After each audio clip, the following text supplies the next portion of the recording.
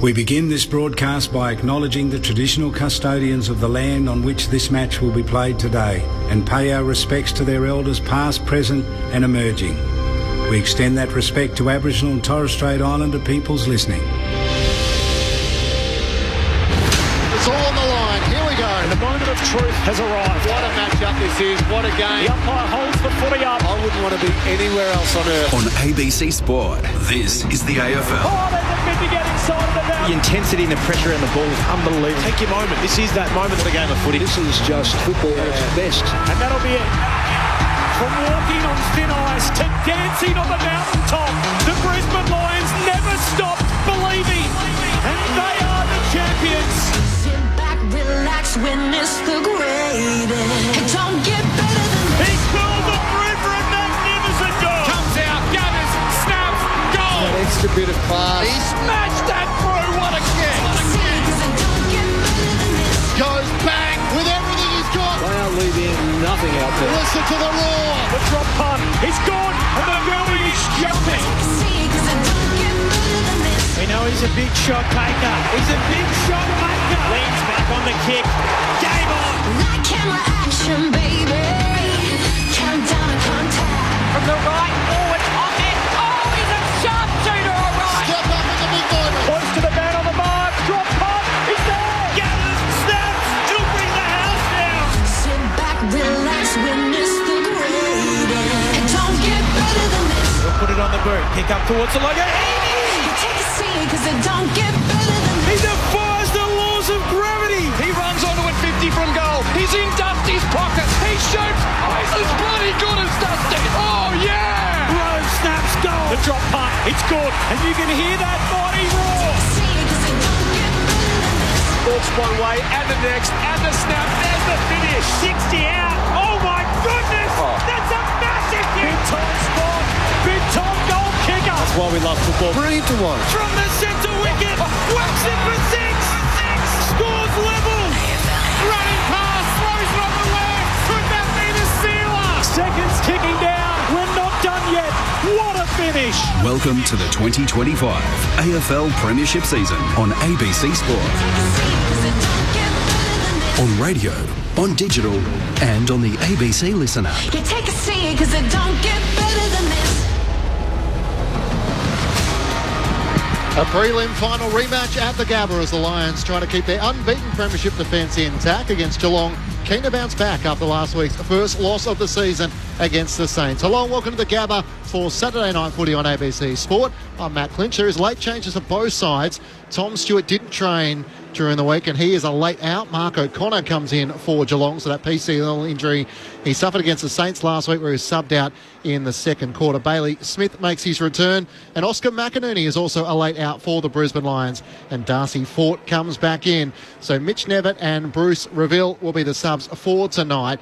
And 1 month into the AFL season, we get what was meant to be the season opener to the season 2025 season. We have had a lot of rain around Queensland today. Our thoughts are, of course, with those in the Southern States corner where there have been some flood warnings taking place. But the good news is the rain have cleared from a local point of view, and it's relatively dry at the Gabba so far tonight.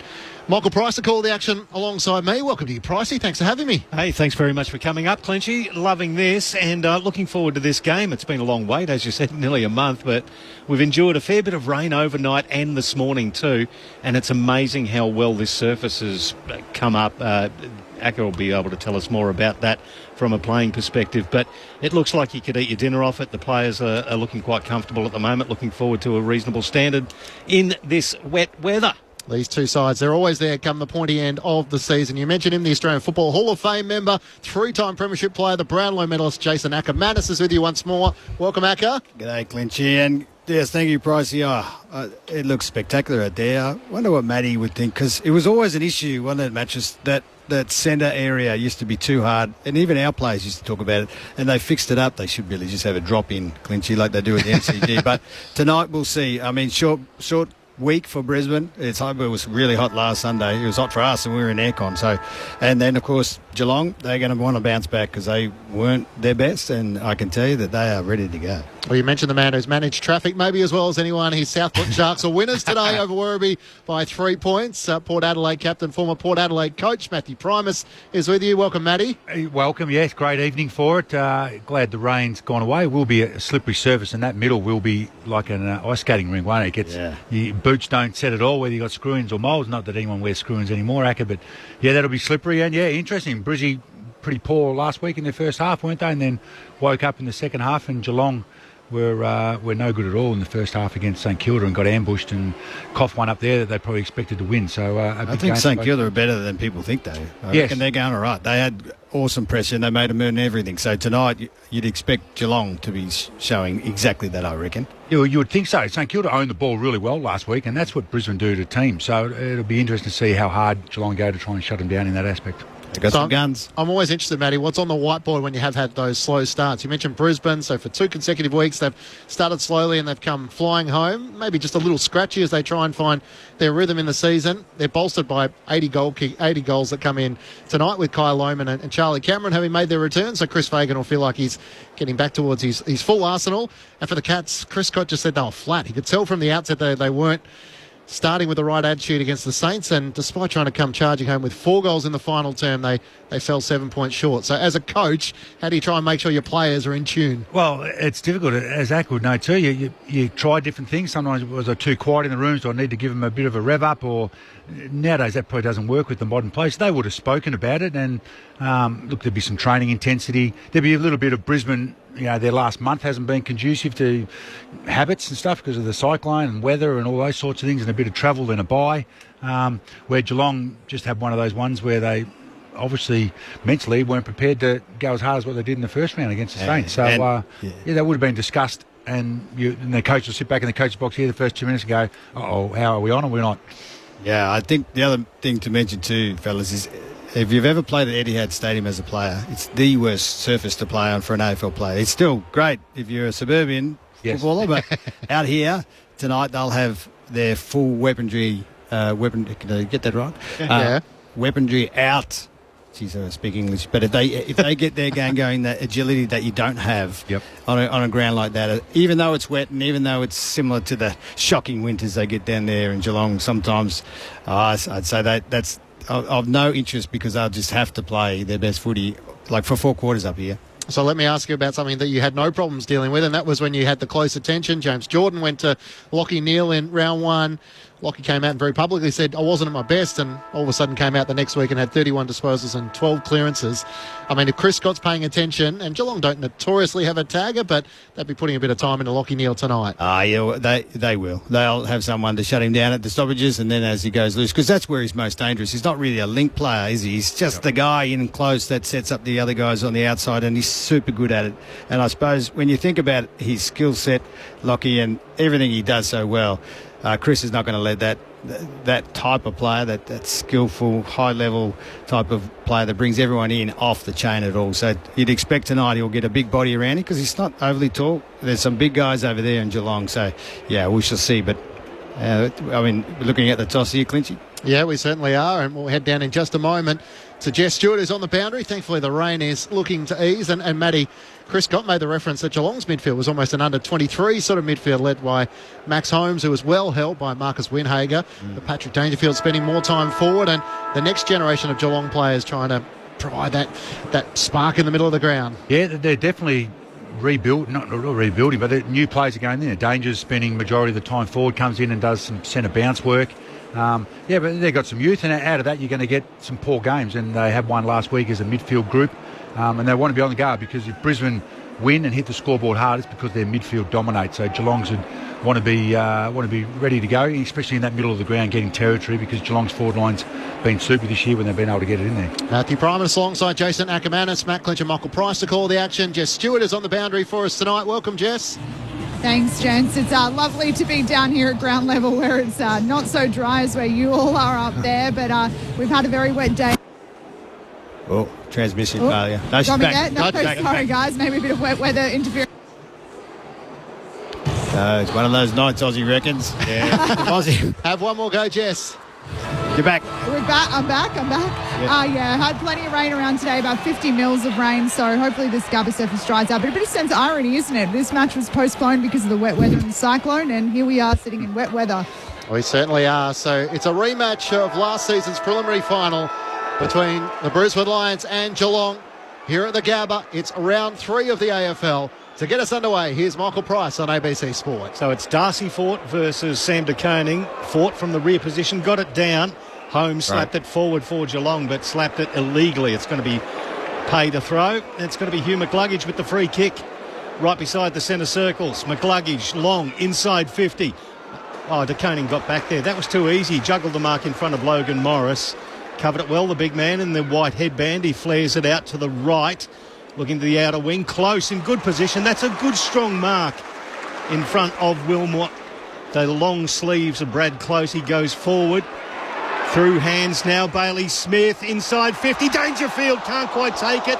Juggled, knocked down. Crowd was after a free kick. The Geelong part of that crowd anyway. It's over the boundary line. We're going to get a throw in 40 metres out. You can see early too, fellas, Atkins is all over Lockie Neal. So as we predicted, there's someone there to take care of him. Harris Andrews came in and laid a big bump on Patrick Dangerfield. He bounced back to his feet from the throw-in. Berry couldn't clear it for the Brisbane Lions. Dangerfield with a hand pass to Stengel. Right half forward, 50 from home. Centering ball. Dempsey can't hang on to the mark. Trying to spin through traffic. Look away hand pass to Ollie Henry. Was he taken high? He was. The whistle came.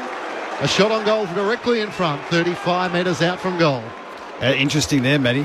Handball forward, they're just trying to get it on, move it on. Yeah, they're the best team this year, a quick kick or just getting out of stoppage quickly. When they do that, they've been scoring at will, only 2 games, but that's something they're certainly focused on, getting out of those congested areas quickly, and they obviously think their forward lines are pretty potent, one-on-one. This could go anywhere, fellas, but I'm thinking straight through the middle. Zach Bailey with the right arm just over the shoulder. Ollie Henry for the first of the night. He comes in and the Cats are on the board. 1 straight 0 to Brisbane, yet to score.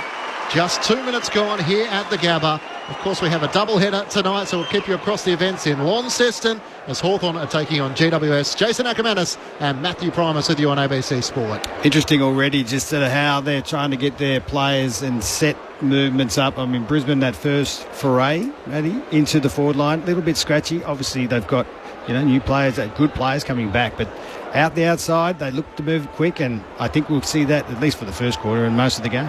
Absolutely, and Bailey Smith's one to keep an eye on. We know how well he played in round 1, but he's a winger that just goes and hunts the ball, doesn't normally hold his width like most wingers do, and he got involved in that passage of play, so Brisbane have done their homework. There's so many headbands out there now. You couldn't get away with that nowadays, Matty. Have it ripped off. And coloured boots. Oh, there you go. Not in the days of Andrew Demetrio, not at all, as Fort gets it down. It's stolen there by Atkins for the Cats at the back of the stoppage. Handballed it off there to Mullen. Mullen long kick towards half forward, fisted forward by Harris Andrews. Into the corridor, well roved there by McCluggage. He fired a handball off the deck from Darcy Fort fortuitously into the middle of the ground to find Archie. Wheeled around onto the right. Nice delivery to Sam Day, the former son, 55 out. He sees somebody open. Oh, it's Berry who was confronted there by Bailey Smith. Front on. Umpire says play on. The ball spills towards half forward in the arc. Neal taken down. Ball stuck underneath him as Bailey Smith comes over the top. Crowd don't like it, but will be a ball up 60 out from the Lions' goal, left half forward. Well, he kept his eye on the ball, didn't he? He did it great, didn't he? Did he turn his back? Kept his eye on the ball, and the umpire had no choice but to let it go. The contest. Brisbane free. Fort here. Pricey. Clinchy. Free kick in the ruck against Sam de Koning. Now a 50-metre penalty as well. Love that. That's a cheapie. You don't need to give away early. Chris Scott will get even greyer in that beard. Yeah, danger. You think an experienced player just came and took the mark and let the other Geelong guy go after the umpire had already called stand. But he'd already fumbled it, that first little handball he had, Matty. Maybe a bit rusty. The heat is on. He's just got to get his eyes and body back up to speed. So a 50-metre penalty. Darcy Fort, as he did on grand final day, looking to take his chance from the top of the goal square for Brisbane's first of the night. He misses all the way out to the right. The goal umpire goes scattering across. Have a look at this ball drop, Jason Ackermanis, from only about 15 metres out. Yep. It's a shank. That is a shank off the outside of the boot. Geelong by 5 points. Just Stewart on the boundary. It's nice to see the crowd is filled in despite the rain, lads. It's supposed to be about 30,000 here tonight. Can't get a seat. Yep, sorry. Geelong bring it back in. It gets to the commentary wing and hacked out of the pack. And it's well taken there by Jack Payne for Brisbane. He retreats back into the defensive 50 to Answorth, who peels it back onto the commentary wing. It's going to run away from Dunkley across the boundary line in front of Ollie Dempsey, and right in front of our commentary box we'll get a throw in. Wouldn't be happy with that. The big Baywatch just missing a simple short kick, and that's what happened. The pressure comes on and then he has to kick it wide. There's no options. So boundary umpire will hurl it back in. Vulture Street side of the ground. Fort versus De Koning. De Koning got it down. Well rode by Bailey. Got the handball forward to McCluggage. He's let that go illegally. And the big fend from Bailey as well on the boundary line. And that's going to be against him. There was an illegal fend right into the throat of Atkins, who takes the ball right in front of the commentary box. I think it was the one before. They actually called him the out-of-area umpire, said he dropped it when he didn't have possession. But anyway, McCluggage unlucky. Geelong by 5 points. Tom Atkins kicks as high and as long as he can, looking for Neil. Set himself to the front. It's spoiled away by Harris Andrews. Front and centre, Myers towards a vacant goal square. They race back after it and pitches on its point. And bounces in for a minor score just to the left of the right behind post. Geelong leading by 6 points. They're 1-2-8 to the Brisbane Lions, one behind. Zorko decides to go straight down the middle. It was cut off there by De Koning, but it bounced off the breadbasket, and it leaves a chance there for Sam Day at ground level. Right here. Sweeping handball to the commentary side wing. Nice pass from Dunkley. Hits McCluggage. McCluggage from 60. Goes himself, and probably ill-advised. Going back there, Jack Henry marks it on his chest in the goal square, chips it forward to find Holmes 30 metres out from his own goal. He looks out wide to right half back where O'Sullivan takes the mark, the round 2 Rising Star nominee. He kicks long around the wing in the direction of Patrick Dangerfield, flying in for the side. Marks in front of Berry, wants to move it quickly because Neil has got forward, rises on Payne, can't come down with the footy. Leicester races back for Brisbane. Answorth under pressure, turns it over. Ollie Henry towards goal and finds Dempsey sliding to his knees up against the right behind post on a tight angle, but a chance for Geelong's second. They moved that quick, Matty. That was lightning. And then they had 2-on-1 in that contest, and then ends up with a player forward. It's a dream for a coach, I would have thought. Absolutely. How many blonde guys they got that look like this? It's like 3 or 4 of them. With headbands. Dempsey steps out, opens the angle, snaps on his left and puts through Geelong's second. The Cats skip out to a 12-point advantage early here at the Gabba. They're 2-1-13 to Brisbane, 1 behind. 7 minutes gone opening term. Ahead of Acker and Matty Primus. Jess Stewart on the boundary. We've just got an injured player coming to the bench, boys. I believe it's Shannon Neal. I'll just triple-check that. But, it didn't land very nicely in that contest. Well, interesting. That is not good news. You never want to get any of these conditions at Corky. But I noticed that both Ashcrofts started on the bench. So, you've got a fair bit of depth, Matty, when you've got the the Norm Smith medalist last year and his brother, who got super talent. As you see, looks like Will comes out here on this side, on the wing. So, amazing talent there. Sitting on the bench, though. Sitting on the bench, great pressure to keep bringing on off the ground, isn't it? But that was a great counter-attack by Geelong. They can move the ball fast and slick, and Brisbane's inside 50 is a bit of a worry early. Yeah. So a couple of goals to the Cats, both by Olivers, Henry and Dempsey. They lead by 2 straight goals. Comes off the hands of this contest now. Brisbane with the clearance to shoot out of the pack towards centre half forward. It gets just inside 50. McCluggage can't pick it up, but Humphreys can for Geelong. McCluggage claims him, and it'll be a ball up on the edge of the centre square at the true centre half forward position for Brisbane. Fort gets over the top there of De Koning. It's hacked out by Atkins, now well gathered by Stengel on the wing. Handball off to Ollie Henry. Little 9-iron pass into the path of Jeremy Cameron. Gathers, hawks it around on the left foot. Dangerous position. Fisted away by Harris Andrews, and it goes over the boundary line just in front of Brian Myers. A nice contest there. Throw in, right forward pocket. Just Stewart's on the boundary. Yeah, Shannon Neal is having his right ankle assessed by the doctors right in front of me. I'll keep you posted how this goes. They haven't taken the boot off yet. Oh, man, they hurt. They always hurt, and they last for ages. Nearly got out the back again, boys. Geelong. Yeah, Cats by 12 points. Fort wins down the tap. Neal gets it. Hand pass away to Leicester. Clearing kick up to the wing. In front position. Morris brings it down, tries to tap it to a teammate's advantage in Hipwood, but sliding in was Holmes for Geelong. Gathers, he kick around the body, smothered by Dunkley. It ricochets in the air. Will Ashcroft can't take it. It's gathered by Atkins of Geelong. Good lateral vision as he spots Myers up against the boundary line. He's still 50 metres out from home. It's going to need some more numbers down here, I reckon, Clinchy. They are outnumbered there. Interesting setup. They've got them all up the field, and the Lions guys are kind of just fending them off. He's looking for options and decides to send it towards the teeth of goal. De Koning's there as well. Ollie Henry in the pack. Can't take the mark. Dempsey, front and centre, tries to tap it out to Stengel. In fact, it was Humphreys whose kick is partially smothered. Blitzavs, hard against the boundary. High ball, asking a little bit in the end of Bowes, and he's knocked over the boundary line. And the umpire says throw it in. Left forward pocket for Geelong. They're 2-1-13 to the Brisbane Lions, one behind. They're up for the fight, Matty. They are up for the fight. Both teams are going head on, just Brisbane, not any inside 50s. 10 minutes gone, first term. Throw in left forward pocket for the Cats. Dempsey at ground level, can't quite get it. Blitzarves, he gathers, and then Fort takes the ball off him. Gets shrugged down into the ground. In fact, it was Wilmot. Fort standing beside Blitzarves now for this ruck contest. Umpire throws it up. Fort gets it down. Dempsey can't quite hack it out of the air.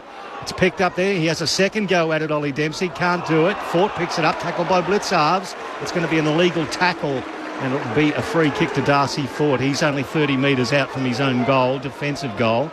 He flares it out to the right to find Jasper Fletcher, one of the three father-son guns running around for Brisbane at the moment. Another number 3. Brisbane, I should say, haven't had a lot inside 50s as they switch. Oh, risky kick. Looking for pain. He takes the mark on his chest. As close he came running at him. It's a good kick to Lester, who doesn't have a break stride as he takes the mark on the Stanley Street wing. Looks to turn inboard. McCluggage takes the mark. Ignored Ashcroft running by. Wants to try and use his foot instead. Kicks out wider still. Where Lester takes the mark in front of the Brisbane Lions bench. Just the one behind so far for the Lions. As he looks up towards half forward. Hipwood takes the mark into the pocket. Lohman comes leading out. Can't mark. Archie front and centre. Dribbles towards goal and misses. Just to the left-hand side. A lunging effort. Getting back in defence was Jeremy Cameron offering support. And a second behind for the Brisbane Lions. Cats by 12 points. Jess Stewart on the boundary. Yeah, Neil did some run-throughs, grimaced a bit and has taken the boot off and is now getting that strap. So let's see if that's a fix. Geelong bring it back in, Myers, and then through hands of O'Sullivan gives it to Jeremy Cameron. Long left foot to centre half forward. Oh, there's a classic bit of defensive marking from Harris Andrews. A double grabber. He puts it into the corridor by foot to find Ashcroft. Will forward now to Wilmot, just forward of the centre circles. He wants to go left and then changes his mind, goes right to right half forward. Neil takes it, delivers a nice ball inside 50, beautifully spoiled by Atkin, rode by Charlie Cameron, curling the left, and here comes Country Road. 2-1-13 Geelong, the Lions with their first 1-2-8. It's a 5-point margin, 12.5 gone first term. We missed that song, Matty, but both teams have got spares, so they're trying to get around the spare. You've got Harris Andrews at times, and Geelong has their spare that they'll rotate, but it's great to see Charlie back. It's always great to see him goals. Good left foot snap. He'd been missing it, and last week when I saw him for the game, he looked like a cage fighter, ready to just release me.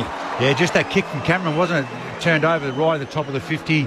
That's the worst place in the world to turn the ball over. You just can't defend that because your players are running forward. Everyone's out of whack, and Brisbane were able to come through the middle of the ground. Even though the kick inside 50 wasn't great, they got some firepower. Actually, they had Archie out the back as well. So the options there. Eric is a big guy. Maybe you should have waved a little less and pointed down to Archie, but how good's this song, fellas? Crowd have waited a while.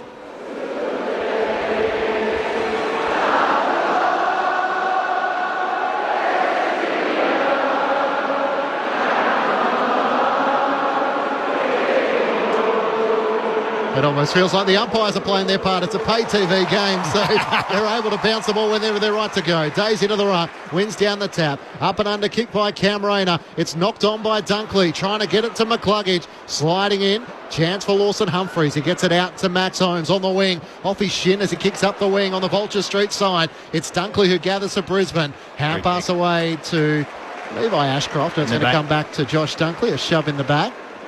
Oisin Mullen has the job on Charlie Cameron early, so that's one to keep an eye on. And as you mentioned, Jack Henry Acker is the player in which Geelong are trying to get loose. He's alongside Morris here as the kick up towards him at half forward. He's spoiled away and across the boundary line for a throw-in. Geelong 2-1-13, Brisbane 1-2-8. I feel sorry for you guys. There's so many Geelong guys look the same. I don't know how you call them in their front on sometimes. It must be difficult, but yeah, Henry is the guy. I couldn't even tell. So it's Well, about 60 from the Brisbane Lions goal, right half forward. The crowd just starting to warm up here at the Gabba. Throw in across the line. Day was into the back there of his opponent in Blitzars, who will get the free kick. So Mark Blitzars, 55 from his own defensive goal. Chipping pass, finds Brian Myers. Barely the 15. Umpire says to play on. Myers curls it around the corner. That's a helicopter. Oh, good mark there from Closey. Yeah, he came on as the sub last week against the Saints. Did very, very well. Got his start tonight. He takes off. That's a long bomb to left half forward. Cameron the target, flying across the front of the pack. To the applause of the Gabba crowd, Harris Andrews kills the contest. Going to be a throw in, 55 out. He's reading that well, Harris, as he does. On Dangerfield, once the ball went long down the line, he knew danger was no chance and went back and sport the ball over the ground. So something I'm sure Geelong have identified. Don't let Harris get near a contest because he'll win or kill most of them.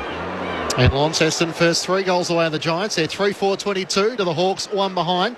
There is an ABC call of that game available. Gathered by Bowes of the Cats, kicks inside 50. Payne with a double fist spoils it down for the Lions. Charging in, unable to gather it was Mullen, and a chance for Wilmot for Brisbane. Hand pass to Answorth, kicks out towards half-back.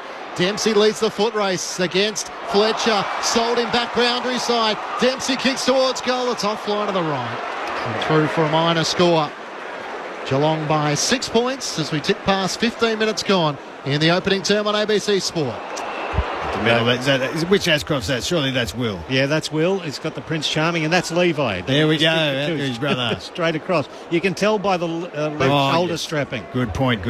And the boots. One's orange, one's black. Oh, and one wears 8 and the other 10. Straight down to the commentary wing, Cam Rayner. What about these boots? Yeah, they are fluoro. They are reminiscent of Dermot Brereton in the early 80s. That's 50-metre penalty. That was from Closey just edging off the mark. He was told to stand, and as Rayner put the ball out wide, he just drifted off that mark. So it's going to be a 50-metre penalty to Cam Rayner. Max Holmes will go stand the mark 45 out from his own goal. So this is in the wheelhouse from Cam Rayner. See those boots that he's got on? This is what I say to players. If they're not leather or kangaroo leather, they're synthetic. If you don't have a pure ball strike, it could go off the side, as Charlie did last year, just straight out on the foot.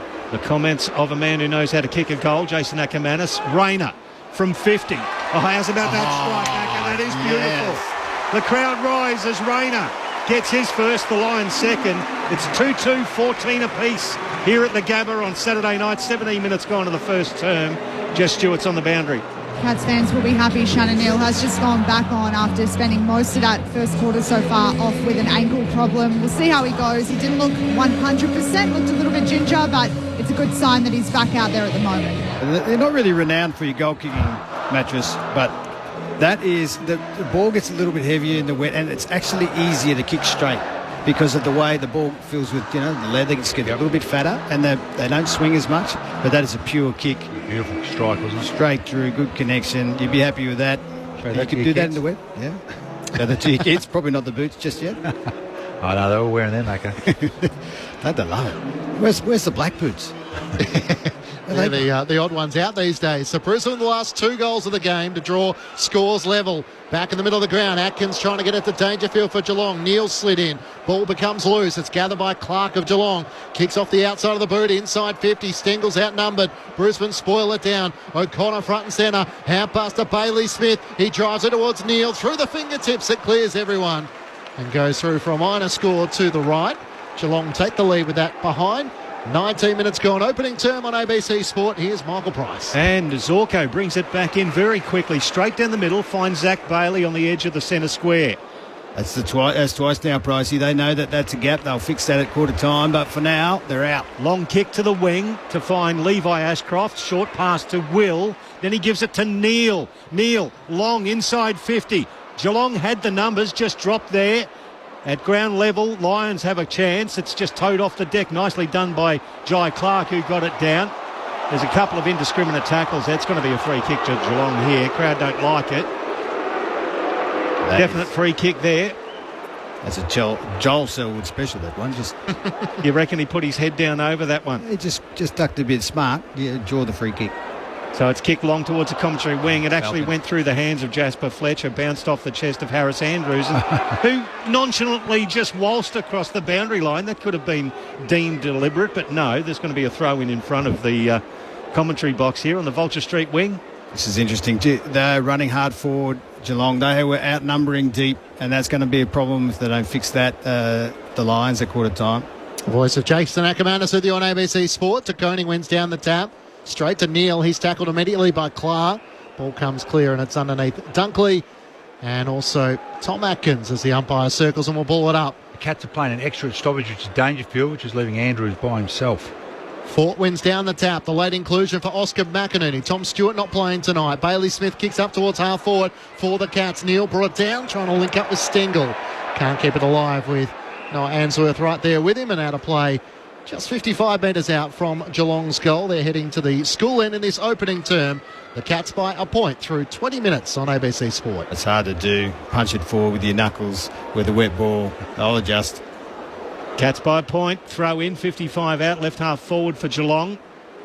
Slapped forward. Will Ashcroft imposes himself on the contest. Can't quite pick it up. Towed off the deck there by Dunkley. He follows it up. Bailey Smith reaches in to grab the ball. Stuck underneath Dunkley. Umpire says we will ball it up. It's 70 from Geelong's goal. Left half forward.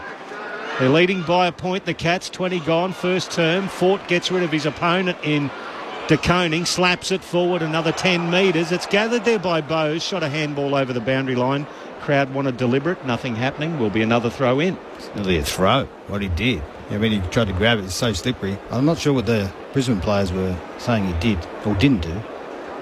Both these sides had trouble scoring early. Brisbane conceded the first 5 goals last week against the West Coast Eagles. Their first goal came at the 27-minute mark, while the Cats were slow out of the blocks. They kicked just the 1 goal to the Saints 6. Inside forward 50 for Geelong. Eventually goes out of play as Harris Andrews sees it across the boundary line from a kick from Bailey Smith inside the 50. I think they're just feeling each other out, Matty Price. They're looking at the strategies. Where can we find the weaknesses for the second quarter? Where can we take advantage? And it's going to be a close game. It could be an arm wrestle each quarter. A lot of rain in Queensland over the last 24 hours, but it's cleared for tonight. Fort wins down the tap. Chance of Berry trying to get it clear in defensive 50. Neil becomes the tackler and the footy is locked up as Noah Answorth is 45 metres out from his defensive goal. Umpire quickly tosses it in the air. Neil doing the ruck work against Fort. Chance for Will Ashcroft trying to clear. Couldn't get boot to ball. Eventually it spills out the way of Geelong. Closey and Harris Andrews tangle. Jeremy Cameron gives Harris a little shove and the ball goes out of play in the left forward pocket for Geelong. Geelong 12-9 inside 50s through the opening term. 22 minutes gone. Cats by a point. Throw-in's going to happen. Price, you haven't seen Kai Lohman yet. Really want to see him start to get hold of the ball and get involved in this game. So left forward pocket, that throw in, 17-5. The clearances so far to Geelong. They win another one here. Bailey Smith gets around one, gets the handball back to Bowes on the arc of 50, sold him into trouble. He barely gets the boot to ball under the pressure from Day. It's picked up there by Zorko. Hacks the kick. Just short of centre wing. Good contest from Hipwood, who arrived late, and there's Kyle Lohman. Takes the ball over the boundary line, and there will be a throw in as Eric Hipwood tangles with Guthrie as they run away. Umpire's going to throw it in between commentary wing and left half forward for Geelong. This ruck battle's pretty tight, I reckon, Matty. Yeah, it is, and the Cats having an extra, so that's why their stoppage numbers are up, but they're not able to get anything out of it yet apart from a bit of territory. Shallow throw in. Fort tries to knock it down, but it's Clark of Geelong. Gets a hand pass forward. Zorko knocks it down to Fletcher. Kick looking for Neil. In from the side, it's spoiled out of play by Jack Bowes, and the umpire will throw it in right in front of our commentary position here on the Vulture Street side. Well, have a look at the guy about to throw it in the boundary umpire. Have a look at that moustache. Oh, he'd be good in a couple of those Netflix series. But why isn't that deliberate? He just punched it out. How did he try and keep it in play? I'm still amazed that rule exists. From the throw-in, Tom Atkins is alongside Lockie Neal as De Koning taps it down. Clark was on the move, couldn't take it cleanly. Dunkley for the Lions, kicks up towards half-forward. Rayner caught behind. O'Connor made the spoil for Geelong. Under pressure, Bose's hand pass needs support. Comes off O'Sullivan and goes out of play. Connor O'Sullivan with number 14, Joel Selwood's famous number. Pushing his way back in defence. He's got the job alongside Eric Hipwood tonight. Cats by a point. 23 minutes gone. Opening term on ABC Sport. Yeah, looks quite the player too, does Connor O'Sullivan. Big boy, he's getting bigger. He's living in my old house we used to. Oh, there you go. Yeah. There's a story for us later, Acker, as the throw-in comes in, as Darcy Fort slaps it forward, picked up by Jasper Fletcher. Handball back to Berry. Berry to right half forward, and it just floats away from all concerned. Bounces out of the reach of Guthrie over the boundary line for a throw-in just beside where the arc meets the boundary. Right half forward for Brisbane. They're trailing by a point. Must be on a good wicket, that fella, then, if you can afford to... You can afford one of Acker's. It's in Albury, let's be fair. It's not in Brisbane. Throw in across the arc of 50. Fort punches it forward, gathered by Lohman. Lohman gathered by Humphreys and tackled over the boundary line. Good tackle. Won't be a free kick, though. Another throw in. 40 out from the Brisbane goal at right forward pocket. He just looked like he got a bit of a limp over there. That would have hurt that one for Kyle Lohman, but that's all right. He'll adjust. Toss back into play. Fort and De Koning. De Koning knocks it down. On the move, Levi Ashford through the hands back, wanting a free kick. Doesn't come. Humphreys tries to knock it out. Socket off the deck by Bowes. Gets it in the middle of the ground. Unable to take it cleanly was Payne. Swooping onto it. Gathered by Neil and Geelong around here. Kicks out into space. Charging forward is O'Sheen Mullen. He can work it to Cameron, who marks on his chest. In the right forward pocket. Wow. That is movement plus Matty Primus. He's going to kick this around the corner, is he? Of course he is. Why don't you just kick it straight? You don't trust yourself? Only about 20 metres out, pretty much directly in front. Cameron's setting up to kick across his body on his left. Opens the angle. Bangs it through for another. Cats extend their lead to 7 points at their third goal of the match. 3-3-21 to the Brisbane Lions, 2-2-14. Jeremy Cameron, who was relatively quiet last week against the Saints, is on the board tonight here.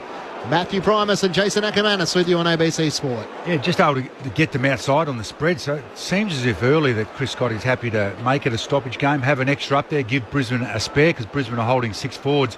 But he either take away Brisbane's strength of scoring from clearances and getting territory, and then they obviously look like they think they can get them outside very quickly and are able to rebound so quick then, weren't they? And the problem was actually Big Baywatch. Payne didn't. All he had to do was soft palm it straight to Zorko, who's waiting for it. Everyone knew that was going to happen, and it went behind him. That'll be in the edits, and that's a really bad area because then they were able to get hold of the ball and then slingshot out, and that's how they got the spare numbers. So, yeah, Payne, might get a roasted at quarter time. Cats by 7 points, 26 and a half gone. First term from this stoppage. It's taken by Bailey Smith. He's wrapped up by Fort. And the umpire will throw it up just forward to the centre circles towards the city end. The Lions are attacking. There's a block, and that's going to go against Darcy Fort. Free kick will go to Sam De Koning. One of those white headbands, Acker. One of the many. One of the several for Geelong. That's a long bomb. Inside 50. Dangerfield, the target, through his hands. Roving it there, Closey. Just went straight up and down the chimney. So did Dangerfield. Couldn't gather. Will Ashcroft got the handball away to Leicester. They conspire to drop that and put it on the deck. It's picked up there once again by Froggy Leicester. His kick smothered. Brian Myers working through the traffic. Puts it straight up in the air. Big fist from Harris Andrews. Destroyed that pack and Paddy Dangerfield at the same time. Then it went to Ashcroft. Levi kicks it to the wing. Through the hands of Blitzarv. Picked up by Charlie Cameron. That's why the crowd's gone nuts. 1 bounce, 2 bounce, outside of the right shoe, straight down the throat, though, of Mark O'Connor, who rescues it for Geelong. Flares out to the left. Holmes has got a pad at Clinchy. He takes the bounce and looks up on the Vulture Street side. He wants to try and drive it to half forward. Ignored Ola Dempsey's in the end, went for Closey. It's wide of him. And Brisbane should be able to gather. Wilmot over the top to Berry. Off the turf as he skims it up towards Max Holmes. He's tackled by Morris. Got a hand pass away. Morris tries to follow up once more. Stuck underneath Harris Andrews as he's tackled for Brisbane. Berry with his head over the foot. He got it somehow out to Morris. Hand pass to Neil against the boundary. Kicks up towards half forward. Archie was caught behind from Humphreys. His kick, hand pass stays in. Shanked forward in the end by Lockie Neal, and it's punched out of play by Mark O'Connor. So despite the Gabba draining relatively well, we can see it's still pretty greasy out there and players desperate to try and gain territory by getting it off the deck. Charlie, full pace. You've got to learn how to kick full pace. And if you don't have a left foot, you don't do bananas like that. That's a poor effort in kick. You had Archie out and no left foot, no long kick, no chance for goal. Throw in, just forward to centre wing for Brisbane. Rayner, handball back to McLuggage at the back of the stoppage. It's Berry. The left foot to centre half forward. Lohman flies, front and square. Holmes couldn't pick it up. Picked up by Archie. Was he taken high? The crowd wanted that. No. That was Closey with the tackle. O'Connor helping out, one either side, and umpire's going to throw it up, 55 out. Fort versus Blitzarves. Gives this one to Blitzarves. Ends up in the hands of Fort, though. Straight up and down. It lands on the arc. Umpire says play on. O'Connor got through traffic. Handball back to Closey. Off one step towards the commentary wing. And Jack Payne takes a chest mark in front of Neil. As the sign comes out across there, 2 minutes, just under 2 minutes red time. So let's see, probably try and shut it down, Brisbane, if they can hold on to the ball, maybe get a shot on goal. But this is dangerous territory. You don't want to give away a goal this late in the quarter. Payne over the top to Jasper Fletcher. Everyone's set down the line, so sends it in the direction of Fort and also Day. Neither can take the mark. Front and centre, it's Closey who gets a hand pass out for Geelong. Lockie Neal trying to keep it alive. Hand pass inboard to it, Will Ashcroft to Berry, who gave the fend off against Lawson Humphreys. Drives it long towards full forward. Charlie Cameron's outnumbered. Clark chopped the mark though. Lohman gathers, tries to kick it over his body. Goes straight up in the air. Cameron tries to fly. He's outnumbered though. O'Connor got it down to Max Holmes. Around the body. Clears the defensive 50. Harris Andrews tries to tap it forward. Close was held as he tries to hack it forward. And the free kick will come back to Brad Close at right half back. Geelong by 7 points. They are running and spreading hard. Look at this. Play on quick. Holmes got the ball. Pricey. He received it there from Close. It's a long kick from Holmes. Well delivered too. Finds Ollie Henry, 55 from goal. He's right on the boundary line though. At right half forward for the Catters. He wants to put it inside 50. Neil flies from behind. Dangerfield with the second grab. They'll pay that. In this weather, 30 metres out. Slight angle to the right. Paddy Dangerfield will shoot for the Cats fourth. Because their small half forwards can run and get some split on their opponent, and we've given them great movement through between the arcs there, and they look dangerous when they go deep inside 50 also. Got some wheels and they'll get out the back and they'll make a chase. Yep. I tell you, and Dangerfield is always a danger up forward because he can mark and he can kick a goal. So with about 30 seconds to go of this quarter, looking to extend this into a 13-point lead. Dangerfield. Hooks it wildly to the left. It barely makes it through for a behind. 22 plays 14, 8 points the margin. Just Stewart's on the boundary. Harris Andrews was absolutely livid just then because he was yelling at the umpires. I touched that kick as it came into the forward 50, and it was actually quite a clear deflection as he hit his fingers, and then they paid the mark. So he was not happy with the umpires just then. Bit of water in the eye maybe. It's wet out there. Dane Zorko looks to bring Brisbane back into play, and he runs around Ollie Henry, the man on the mark. Gains a few extra metres, kicks it long up to the wing. Up goes Day, can't take the mark up. Cheese hand pass to Lohman as he pulls up just in front of the Brisbane bench. Looks to be okay, but just looking at that left foot as he pulled up abruptly. And quarter time here at the Gabba. Geelong leading by 8 points, 3-4-22 to the Brisbane Lions, 2-2-14. For the Cats, individual goals to Cameron. That's Jeremy, Dempsey and Ollie Henry. While for the Brisbane Lions, their goals have come through Cam Raider and Charlie Cameron. Meanwhile, at Launceston in Tasmania, it's the Giants who lead by 35 points over the Hawks. The Hawks held goalless in the opening quarter. The Giants 5-7-37 to Hawthorn 2 behind. So Jesse Hogan back for the Giants. Jake Stringer playing his first game as a Giant tonight as well. So they're off to a hot start there, the Giants, leading 5-0. The thoughts of Jason Ackermanis and Matthew Primus about to come. This is Saturday Night Footy on ABC Sport. This election, have your voice heard. We'll listen to your viewpoint, we'll ask your questions and hold leaders to account. Australia Votes. Your vote, your say. Go to abc.net.au/Australia Votes. ABC, home of the election. This is the 2025 AFL Premiership season on ABC Sport. Dangerfield with a hand pass to Stengel. Right half forward, 50 from home. Centering ball. Dempsey can't hang on to the mark. Trying to spin through traffic. Look away hand pass to Ollie Henry. Was he taken high? He was. The whistle came.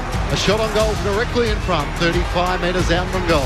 Jack Bailey with the right arm just over the shoulder. Ollie Henry for the first of the night. He comes in and the Cats are on the board. Neil has got forward, rises on Payne, can't come down with a footy. Leicester races back for Brisbane. Answorth under pressure, turns it over. Ollie Henry towards goal and finds Dempsey. Sliding to his knees up against the right behind post on a tight angle, but a chance for Geelong's second. Dempsey steps out, opens the angle, snaps on his left and puts through Geelong's second. Neil takes it, delivers a nice ball inside 50, beautifully spoiled by Atkin, rode by Charlie Cameron, curling the left, and here comes Country Road. The Lions with their first 50-metre penalty. That was from Closey just edging off the mark. He was told to stand, and as Rayner put the ball out wide, he just drifted off that mark. So it's going to be a 50-metre penalty to Cam Rayner. Max Holmes will go stand the mark 45 out. Rayner from 50. Oh, how's about that strike back? And that is beautiful. Yeah. The crowd rises. Rayner gets his first, the Lions second. Humphreys tries to knock it out. Socket off the deck by Bose. Gets it in the middle of the ground. Unable to take it cleanly was Payne. Swooping onto it. Gathered by Neil and Geelong around here. Kicks out into space. Charging forward is O'Sheen Mullen. He can work it to Cameron, who marks on his chest. In the right forward pocket. Only about 20 metres out. Pretty much directly in front. Cameron's setting up to kick across his body on his left. Opens the angle. Bangs it through for another. This is ABC Sports coverage of the AFL. On your radio. ABC Sport Digital. And on the ABC Listen app. Great to have your company for Saturday night footy on ABC Sport here at the Gabba. Geelong lead by 8 points, 3-4-22 to the Lions, 2-2-14. And down in Launceston in Tasmania, it's the Giants who lead by 35 points. I should have given the context that it is a 4-5 goal breeze down there, to which the Giants had in the first quarter. Matt Clinch and Michael Price calling the action. Jess Stewart is down on the boundary. The thoughts of our experts, Jason Ackermanis and Matthew Primus. It's a bit drier than I thought tonight. I mean, it's been raining here all day and it's been heavy at times. It is still light in the ball. I'm sure the fellas are enjoying that, but interesting to see the energy. That's the thing that you get out of the first quarter for me always as a player. 6-day break for the Lions in that heat, and of course I think it was a 7-day break for Geelong. They look like both sides have come to play. They've got plenty of, I guess, like just the skill that they've got at the moment. They look sharp, and as you were about to say, this is going to be a battle, this arm wrestle between the coaches. Yeah, it is accurate. It's, you can see Geelong, as we mentioned in that quarter, they sent an extra up to the stoppages, mainly probably to counteract Brisbane's strength, and that's a good score source, but they get their territory out of that, and that's when they score a lot. So their winning clearance is only just 12-10, but there's no easy ones coming out for Brisbane, and Geelong, as I mentioned, if they quick kick it, they're the best at scoring at them. So they've scored 2 goals, 2 from stoppages. Brisbane have scored nothing. And Brisbane have scored them going coast to coast, which is a hard way to get most of your score from. So advantage Geelong at the moment. Obviously, scoreboard says that too, but both teams are bringing great energy. It'll be interesting to see what Fages does, if he wants to try to counteract that, even up the numbers at stoppages, or continue with their spare back, especially if these stoppage numbers don't go their way. But definitely missing the big O2. He normally gives them first look in the middle of the ground, and they haven't been able to get that too. I mean, Darcy Fort is a great backup ruckman. Yes. I think the other thing too to consider when you are looking at the game or you're hearing the game is what can work. Chris Scott's been doing that spare back pretty much all his coaching career, but how do Brisbane now get that one-on-one, and also around the stoppages? They almost Geelong gave Brisbane a couple of stoppages to win, and then dump kicks with a bit of pressure. And of course, we're seeing the speed of Geelong at the back when the turnovers. They are going as fast as you'll ever see anyone run. Downhill skiers at their best, and if they get out, you could see they're 3 and 4 to 1 at times when they got through that little bit of pressure. And that's going to be interesting to see how they're going to stop it. Are they going to allow that to happen again, or just go back to one-on-one, or keep their defenders deep? Yeah, because Geelong's forward line, it is built for speed, isn't it? Speed and power, obviously dangerous power. Cameron's got both. He's got power, but also can run and cover the ground well, and all their small forwards bring a fair bit of heat, but able to get up and back to ground. So, yeah, terrific contest, and the first quarters have been great because the first 2 rounds this year, both teams have been a bit slow with that, but they've come to play and switched on, so the coaches will be happy with that, Clinchy, to start with. Who do you think the back and forth style of game suits better, the Cats or the Brisbane Lions, if it continues in this manner? Suits the Cats. Brisbane are they're a territory team. Lock it in, pin you in, get your scores off repeat stoppages and repeat inside 50s. They haven't been able to get that yet. So at the moment, it definitely suits the Cats. Like you said, they can't be. Brisbane have scored 2 goals from their defensive 50. Yep. 50. The other thing too is how aggressive Zorko's been from the kick-ins. He's gone up the middle 3 times. There's obviously a big hole that they found. They'll stop that, Geelong, but that said, he did take a tackler on, and he's playing very adventurous footy out of there. So to be able to win a game from the back 50, as you said, we said off air, you can't have that if you're Brisbane. You can't rely on that. They've got to make some changes. Brisbane Lions players have headed out in position. Chris Scott still has his Cats in a huddle, and now they are breaking. So Jared Berry with 7 disposals, Hugh McCluggage with 7 as well. Lockie Neal's had 8, but his opponent has been Tom Atkins. He's had 6 and 4 clearances. So a good battle taking place between those two. Max Holmes with 6 disposals for the Cats, and Ollie Dempsey and Graham Myers with 6 as well. Geelong leading by 8 points as the second quarter is about to get underway. Meanwhile, down in Launceston, it's the Giants who lead by 35 points. There is an ABC call of that game available on the ABC Listen app. Will you be able to hear him with the wind noise coming through? Well, that would be the question. 4 or 5 goal breeze is a suggestion, and I saw some of the social media videos of the Hawthorn players having shots on goal, and they were aiming for the right behind post, and it was curling back. Wow, that is the good old days. Imagine trying to kick him in mud, the old mud paddock. Oh boy! Probably haven't had a game as big as that in Launceston for some time. The Hawks and the Giants looking to remain unbeaten so far in season 2025. They're going to have their own team. Soon. Eventually, a few years, 2028, stadium. It'll come around quick. With a roof or not. I guess the deal is it must have a roof. Oh. Good one here as well. Cats leading by 8 points. As we're ready to get the second quarter underway, Tom Stewart a late out for the Cats and Oscar McInerney for the Brisbane Lions. Mitch Nevitt and Bruce Reveal, the subs for tonight, as that bounce flares out to the left and it's going to be recalled. So a false start here as they'll throw it up in the middle of the ground. Fort and De Koning ready to go. Holmes alongside McCluggage. Atkins and Neal. Dunkley and Dangerfield as it comes down to Dangerfield. Gets the hand pass away to Sam De Koning. A high kick towards half forward. Myers left it in the end. Answorth came charging out. Couldn't get a hand to it. Spills out the way of Neal. Dangerfield somehow socketed off the ground. Only as far as Zorko of the Lions though. Kicks out onto the wing. Zach Bailey trying to tap it away from Guthrie. Spills out the way of Guthrie. Bailey, good chase. He somehow broke the tackle though, Zach Guthrie, and kicks up the wing and finds close over the boundary line. Out of bounds on the full. Free kick going the way of the Brisbane Lions. Interesting. They're still doing this. There's a rope-a-dope here at the moment. They can see who can get out and get the ball in their forward line the quickest. Jasper Fletcher up the line, off hands. Dunkley it was. At Zach Bailey at the foot of that pack. Slapped it forward. Well done by McCluggage, who gave it to Will Ashcroft now. Gets out there to Neal, kicks it inside 50 and pushed to the top of the square. Charlie Cameron was actually asking for it a little bit further forward, off the hands of the pack through for a behind. 22 plays 15. It's back to a 7-point margin. Be happy with that. Spoil the coaches. Yeah, from Connor. Humphreys for the Cats, brings it into Holmes in the right back pocket. Kicks up towards O'Sullivan, sliding down low. That was an ugly kick, wasn't it, in the air? Managed to hang on to it. A reverse helicopter. A right half back, a young defender, and there's a bit to like about him as well. Yeah, he's a big boy, taller than I thought, 198. He can move very well, though.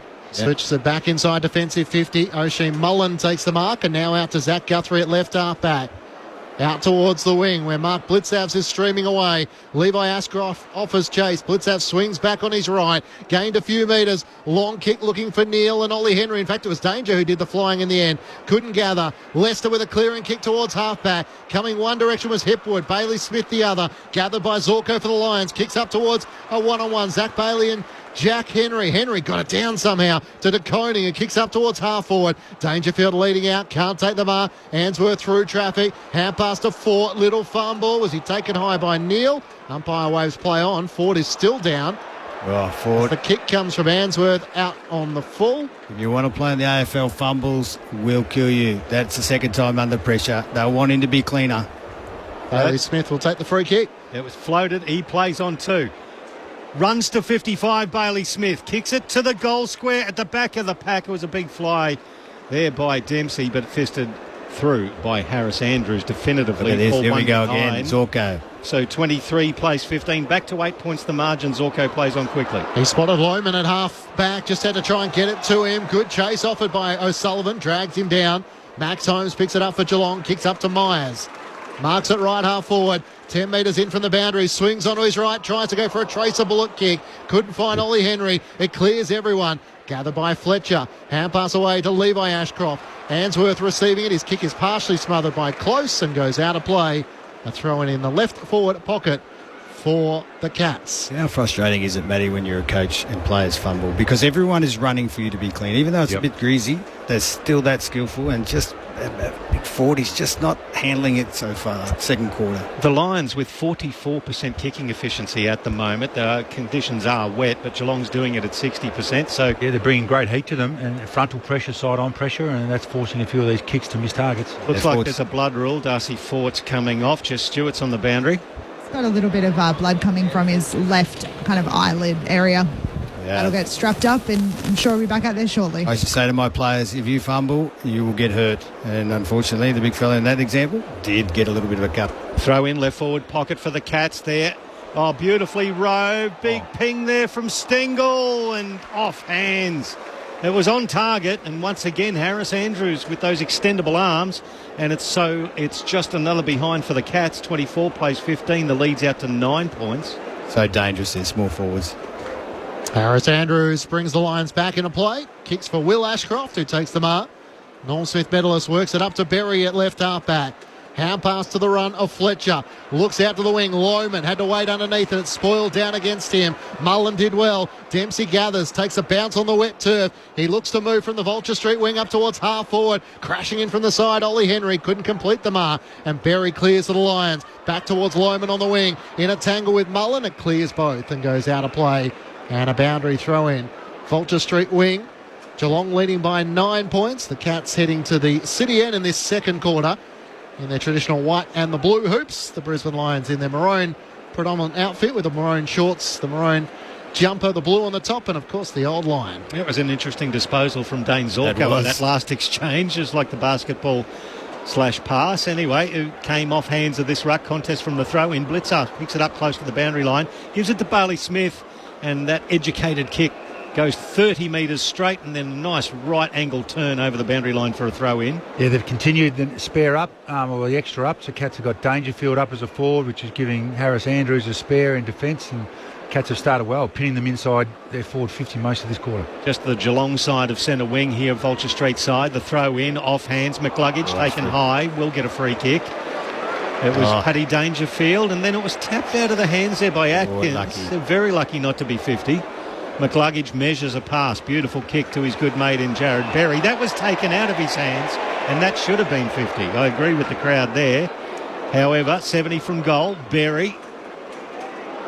Just, there's not a lot of movement for him. He wheels around onto his right foot. Let's go from 70.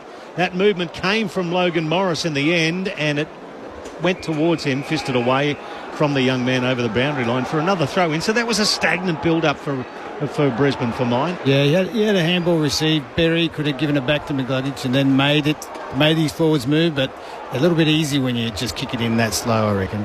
Geelong by 9 points. Second quarter action on ABC Sport. Day doing the ruck work against Blitzhouse. Blitzhouse just got rid of him. Gets a clearing kick for the Cats into the middle of the ground. In the direction of Payne and Neal at the back. Harris Andrews.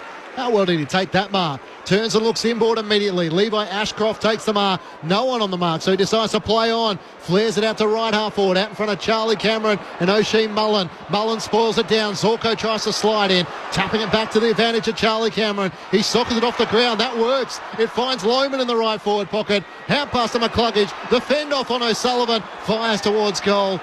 Misses everything. Out of bounds on the full. Geelong by 9 points, 7 minutes gone, second quarter on ABC Sport. That Mullen's got some speed, hasn't he? That's a little chip pass. It didn't go the 15, tackled, and Henry picks it back up, looks for De Koning and just puts it inside the field of play. De Koning marks it 30 out from his own goal in the right back pocket. That was dangerous play. That was dangerous, all right, and particularly in that spot where they are pressured up and the ball's greasy. De Koning down the line off the back of the pack, roved by Hipwood. Speculating handball forward. Jared Berry takes it over the boundary line for a throw in. 70 from the Lions goal at left half forward. Got guys like Bailey, Zach Bailey to get in the game. Cam Rayner just has got to have a bit more impact on the game if you're a Lions fan. But Geelong, super on defence and offence at the moment. Throw in off the hands of Blitzarves. They're doing it well. Bowes got the handball back to Bailey Smith. Pressured off it there by McCluggage. He went back and grabbed it, Smith. Picked it up, had a hack around the corner with the boot. Just do the lasso. The guy was under pressure. Adopt the AFLW lasso and do it now. I love it. That last kick. Last touch. Is that what you're saying? Yeah, last touch in between the arcs. Just do it. He was under pressure. He had no idea. That's a passionate plea. Michael Price, I enjoyed it. Every week, Clinchy, sorry. Dunkley up towards Morris inside 50. O'Sullivan makes the spoil with good support from Sam DeConey. Goes out of play. Our umpires tonight, Brendan Hosking, Robert Finlay, Craig Fleer and Andrew Heffernan. A bit of mustache going on too with the umpires. The goalie's got one. The guy who was just in front of us has got a pretty bad mustache. I don't know what's happening with the umpires. Acker does not miss a trick. Alongside Matthew Primus tonight, Jess Stewart on the boundary. Day wins down the tap for the Brisbane Lions, but only as far as Bailey Smith. Kicks up the wing. Neil caught behind. Payne's kick didn't get past Max Holmes, who somehow gathers it at half-back. Needs support. Gets the hand pass back to Zach Guthrie. Looks out to the wing. Close, running into space. Marks on the Stanley Street wing. He's at half-back with Geelong leading by 9 points. Ironically, the only player on the field with a long-sleeve jumper, and it's very, very slippery conditions. He puts it back inside. Got to be hot in that. It's humid out there, 99%. A little bit sticky. Guthrie down the line. Lions had the numbers. It went through the hands of Fletcher. Well roved, though. Picked up by Bailey. He chips it forward to find Logan Morris. Gathers, turns around looking for Cameron. He puts it between he and Mullen. Mullen did well, slapped it forward, but only into the path of Cameron. Cameron takes it back outside the arc to Archie. His handball misses the target in Lohman. Now it's with Clark for Geelong. His handball speculating. Ainsworth gathers, bumped over the boundary line. It's going to be a throw in. So a little bit slippery as you would expect. 50-odd mils of rain overnight and this morning. It has drained well, but it's a little bit like an ice skating rink at the moment. To send those players a little bit rusty, Fort, and then of course you had Kai Lohman there. It's just and even Ashcroft, the Levi version, they're just fumbling a little bit. They want to clean that up. Thrown back in. Blitzavs up against Day.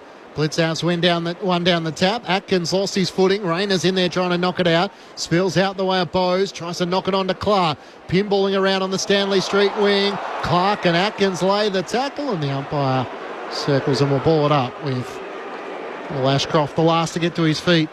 Still the last inside 50 as well, Acker, for Brisbane with no Joe Danaher. Charlie Cameron, 3-on-1. 3-on-1, yeah, and they are staying in the back 50. That's the difference, Geelong. Rayner tried to take on everyone. He was caught by Close, brought down, holding the footy. And Geelong win it at half-back through Brad Close. Cats leading by 9 points. Haven't had a goal so far in this second quarter through 11 minutes. As Geelong switch it back inside the defensive 50 and Jack Henry takes the mark. Looks out to Myers. He runs into space on the Vulture Street wing.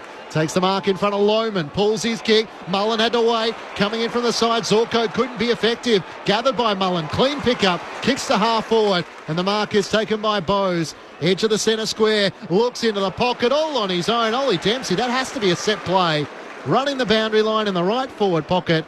Just had too much space. Yeah, too much space. And how does a spare defender get down there? They are just running so fast, so forward. They've got some energy and they're using it.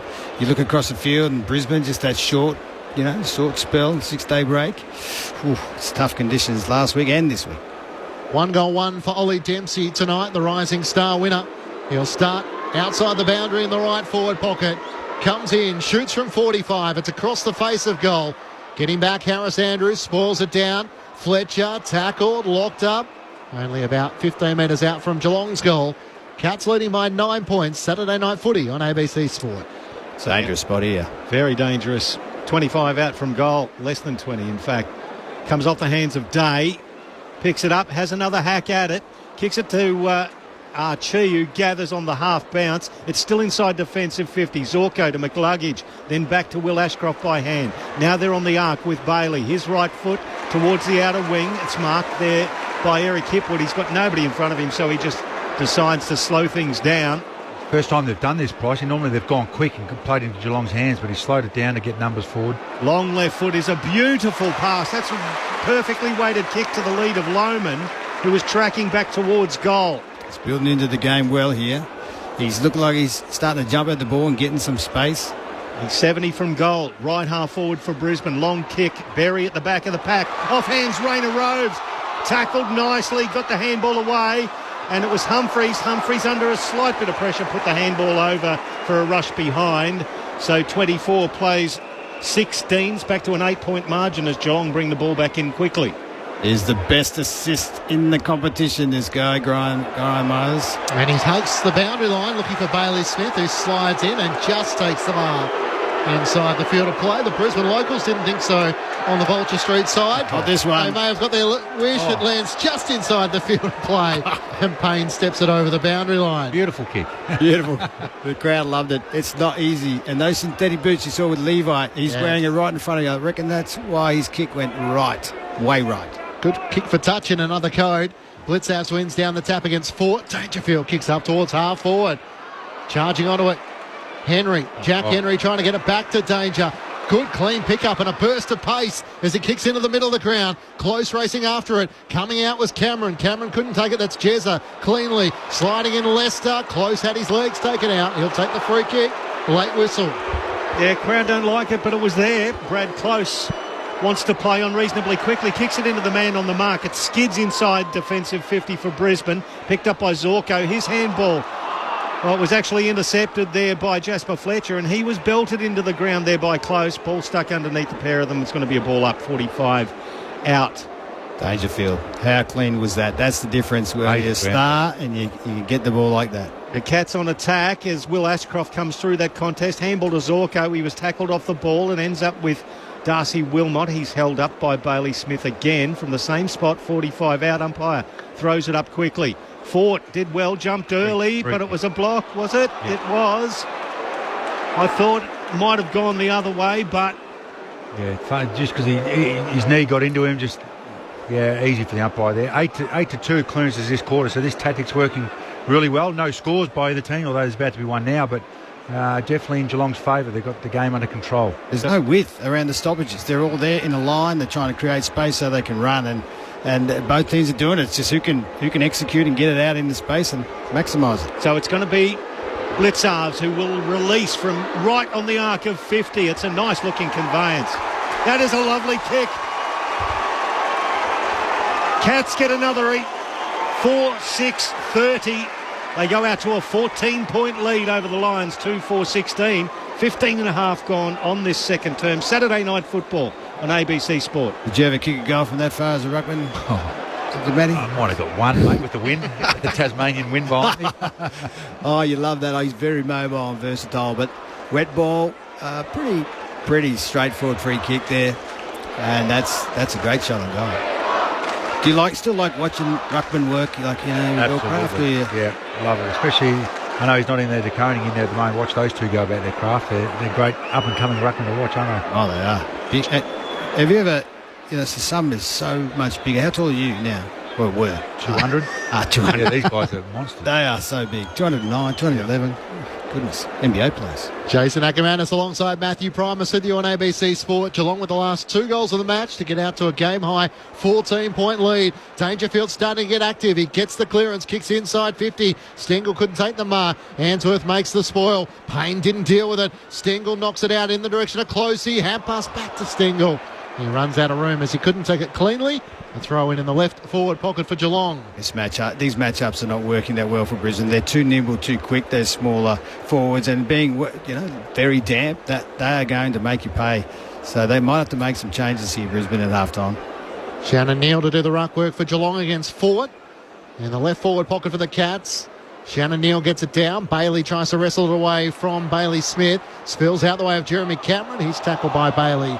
And the umpire will ball it up 40 metres out from the Geelong goal, heading to the city end in this second quarter. Cats leading by 14 points. Umpire throws it up quickly. Slapped out by Fort towards the arc. Rayner imposes himself on the contest. Taps it in front basically to himself. Gathers. Handball off to Jasper Fletcher. His kick skied and floating wide. It's going to go out of bounds on the full. So it'll be picked up by Jack Bowes, the former Gold Coast Sun. At left half forward for the Cats. Long one inside 50. Big pack flies. Darcy Fort fists it over the boundary line next to the behind post and will get a throw in left forward pocket. The Cats in attack and leading by 14 points. Yeah, the Raptor have this. The Cats just stoppages, dirty footy, dirty ball. Nothing clean for Brisbane. Take time out of the clock. terrific so far for the first repeat quarter and a injuries. half. That's what they want. Giants by 20 points in Launceston. The Hawks have kicked 3 goals from the throw-in. It goes out of play as Dangerfield can't keep it alive. Look at it. It's now just under half quarter to go, and they're dominating the tactics, I think, Geelong. Brisbane have reacted. They're trying to make it a one-on-one game, but there's no space in running. They've got the energy at the moment, Geelong. Geelong by 14 points. Fort taps it down beautifully to Bailey. Clearing kick up towards the wing. It's over the head of Hipwood, though. Zach Guthrie trying to gather for Geelong. Hand pass needing support. Hard against the boundary line. De Koning kept it in for a moment. Hipwood against the line in front of the 2 benches. It eventually trickles out. So goals to Newcombe, Weddle and Meek for the Hawks so far. Hawthorn 3-6-24, trailing the Giants 5-8-38. 22 minutes gone in the second quarter there. There's a 4-5 goal breeze in Launceston. Here at the Gabba, it's the Cats by 14 points. Throw in out of side. Darcy Fort double hands it forward. Dunkley versus Atkins. Atkins got there first. Handball back to Bailey Smith. Wheels around onto his right foot. It's a floating one inside 50. Dangerfield the target. Fisted away from him by Harris Andrews. Back into the centre. Exploding onto it. Bailey Smith again. Another floater to the same contest. Dangerfield versus Andrews. Andrews wins hands down. Gives the handball off there to Wilmot. He was worried off the ball. Literally. Dempsey gathers for Geelong. Puts it over the top. Gives it to Mullen. The Irishman now to Brian Myers. And the 9-iron finds Tyson Stengel right on the arc of 50. That was barely the 15, but it was enough. Umpire says, go back and take your kick, Tyson, and he will. Oh, you go top of the square here, unless he shanks it and goes through. But Brian Myers, you can't let him have the ball. He's the best in the business at setting up his forwards. Midfield, back, you name it. He will get in the chain of goals. So maybe they can try and stop him, but I don't think they can at the moment, Brisbane. They've got enough problems. So Stengel, his right leg's on the boundary line at right half forward. Man on the mark standing on the arc. He hedges his bets, goes to the left of the mark and tries to spear a pass and finds Dangerfield. Another double grabber, 35 from goal. Slight angle to the right and the champion will go back and have a ping at goal. Great connection. You could see by the way he was walking in, he wasn't going to have a shot, was he? He was going to kick it in the man on the mark. He took that long. And the Danger just did a little lead the last 2 or 3 steps. Brisbane would still be disappointed they didn't spoil that ball, but yeah, in total control and all about work rate. Just their work rate is a notch above Brisbane's at the moment. What about the pink boots and his double grabber? That's the second one. He's looking dangerous, Danger. Will this go straight? Yeah, that's the question. 7 disposals. He's just got the one behind to his name. Let's go from 40. That's a better finish from Paddy Dangerfield. Extends the lead for the Cats. 5-6-36. Play the Lions 2-4-16. 20 points the margin, 21 gone, second term. Well, yeah, all about work rate, Pricey. When Geelong won that stoppage that led to that inside 50, Harris Andrews did a great job to intercept it with his fist. When the ball hit the ground, there was 4 Cats v Harris Andrews. Yet they're giving Brisbane a spare behind ahead of the ball, but they were able to work rate was to get 4-1 to that contest, and that's where they're killing them. And that work rate is allowing them to, one, win the stoppages, get it inside 50, and also keep Brisbane to only 28 uncontested marks. They had 140 odd last week against West Coast. That's just energy. It is energy and effort and attitude, and 4 marks to the Cats so far. They're outstanding in that area. I thought they would come out and play that game, and they are making that work. But you cannot. We're seeing it live in front of us how hard and fast they're running, both off offense and defence. Brisbane has to step it up, or they'll just get blown out of the park. Jason Ackermanis and Matthew Primus with you on ABC Sport. The Cats with 2-2 in this second quarter. The Brisbane Lions 2 behinds. De Koning wins down the tap. Dunkley's able to volley it up towards half forward. Day overran the footy. Racing back Morris. Can't pick it up cleanly. O'Sullivan for the Cats. Back to Jack Henry. Kicks up wide to Clark. Awkward half volley. And under the pressure of Lockie Neal, he sees it out of play for a boundary throw in. Right half forward for the Brisbane Lions on the Stanley Street side here at the Gabba. Geelong by 29 points, having kicked the last 3 goals of the match. 2 in this quarter, 1 in the first quarter. The Brisbane Lions' last goal came at the 14-minute mark through Cam Rayner. Here's a chance for Holmes, trying to gather on half-back. Sliding in Dunkley for the Brisbane Lions. He and Holmes scrap for it. Holmes along the boundary line out in front of Stengel. He and Answorth in a good tangle. Answorth stepped it over the boundary line. Umpire says throw it in. Interesting, isn't it? Even just the smart, if you're a coach, Matty, They are just checking players, Geelong. They were checking Charlie so he couldn't get a run at it coming forward. They're the little things that are just making the big difference at the moment. And the fact that the Cats have scored 3 goals, 3 from stoppages, the Lions have only had 2 behind so far late in this second term. Yes. You picked it, Matty. You were telling they can't go from defensive 50 and win the game. And they're still happy to go one, give Geelong an extra, and that's costing them the money. 11-5 stoppages this quarter. And they're winning the hit-outs too, though. That's the thing. Brisbane winning the hit-outs, getting murdered in the stoppages. Back to Jack Payne now. In defence, long kick down the line. Well done by O'Sullivan. Just nudged his man in Logan Morris out of the contest. There's a spread. Took a strong mark, spreads it towards the commentary wing. They've got time and they've got plenty of composure as well as Ollie Henry gathers and kicks it to centre half forward, fisted away, and a big pack of players attack the ball at the same time. O'Connor it was who was dragged down on the arc of 50 at centre half forward, and the ball stuck underneath him. Yeah, that's spread from over there, Matty. They open up options. Tap down from Blitzarves. It went into the hands of Brian Myers, jumped on by a couple. Will Ashcroft threw that out, and it landed with Dunkley in the corridor. Rayner at ground level tries to slap it forward. It's only picked up by Holmes. His no-look handball was cut off by Dunkley. A long kick now to space, and it's just going to be O'Sullivan by himself as the ball bounces awkwardly in front of the big man. Did well to pick it up. Got the handball off to Bowes, who goes long down the line to find Jai Clark just forward as centre wing. Sliding on his knees, he takes the mark. In front of the 2 benches, he looks up, and the kick is smothered. Well done by Zorko. Spills out the way of Bailey. Brisbane might get a chance here. Back to Zorko. Looks into the middle of the ground. Oh, Morris dropped the mark. Has enough time to regather. Hand pass to Rayner. Kicks into the pocket. It's wide of day. Jack Henry's able to pick it up for Geelong. His kick is over the head of Zach Guthrie. Out of bounds. No, touched on the way through, and a throw in. Yeah, that is a poor option. Poor kick.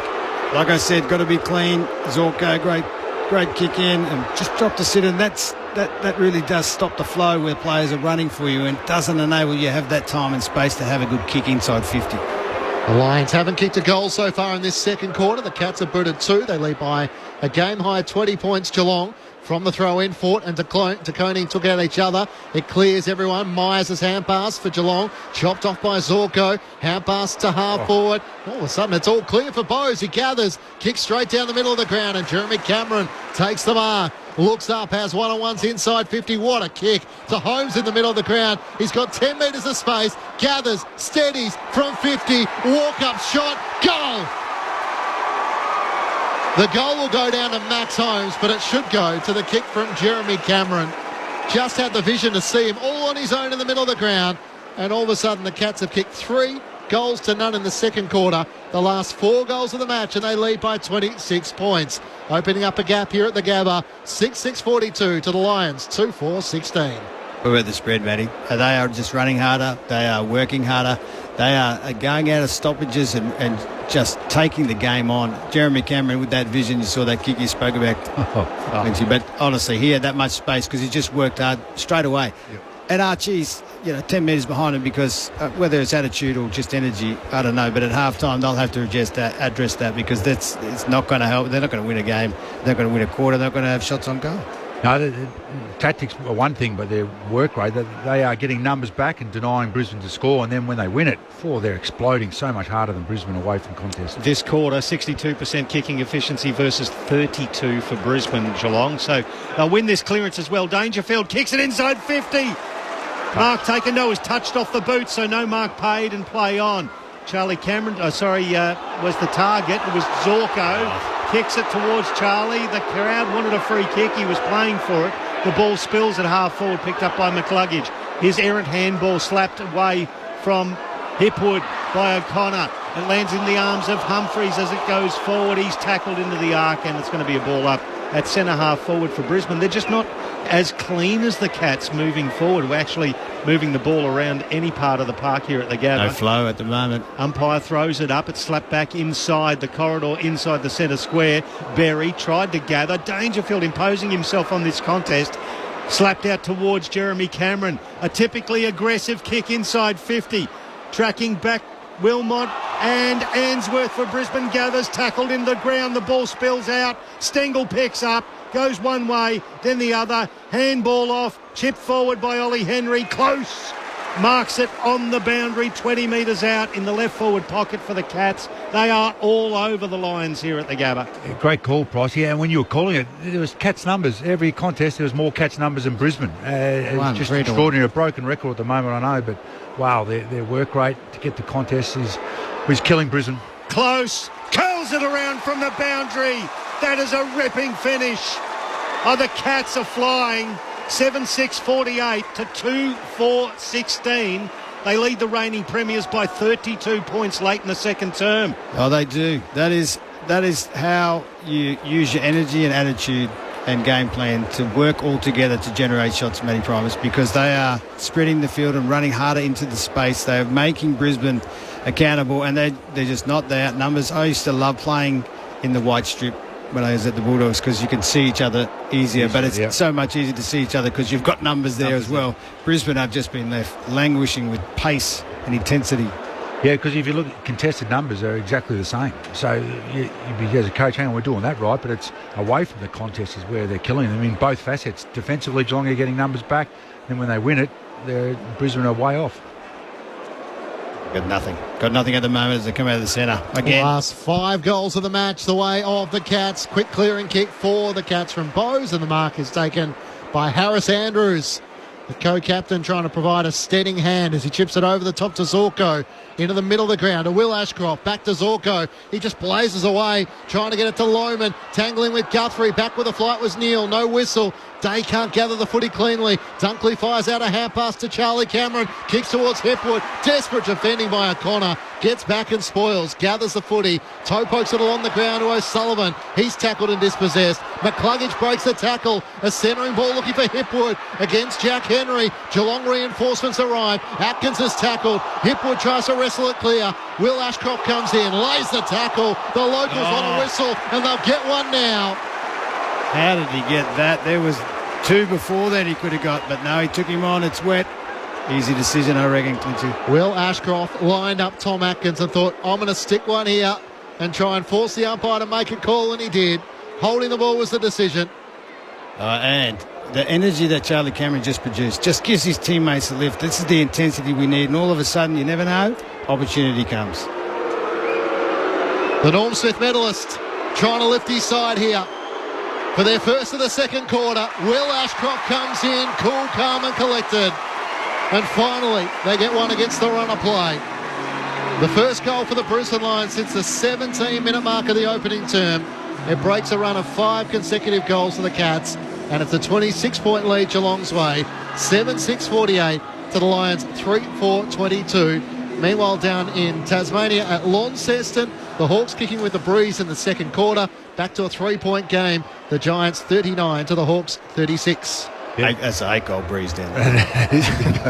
First time probably for the game that we've actually seen great heat from Brisbane on Geelong when they had the ball trying to get it out of their back 50.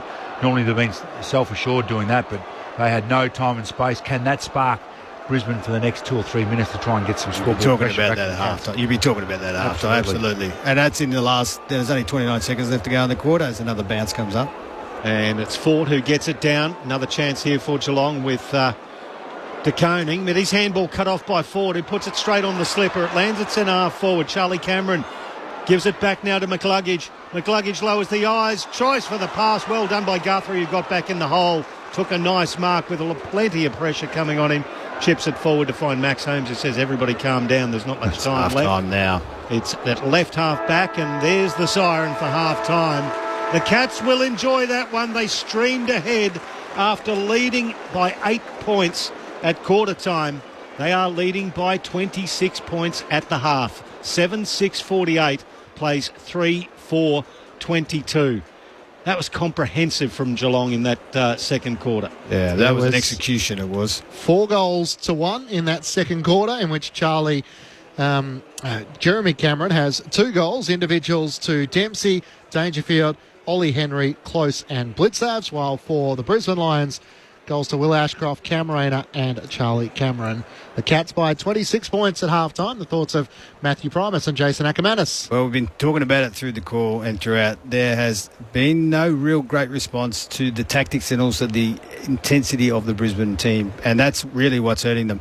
You can have time and space as they do, and you have your creativity because you've got that time and space like Jeremy Cameron did back to Max Home, who had a ton of time and fumbled and still kicked a goal. And this is the difference between, I suppose, the energy. Can you come off a day? You're at home, it's hot, you played last Sunday, a horrible time to play against West Coast, and can you mentally get back in the game and they would be as fresh as they possibly can be. Geelong got the rocket, as you'd expect, and as I heard, they were coming to play. Brisbane knew that, but so far they've had the domination, the Cats, Manny.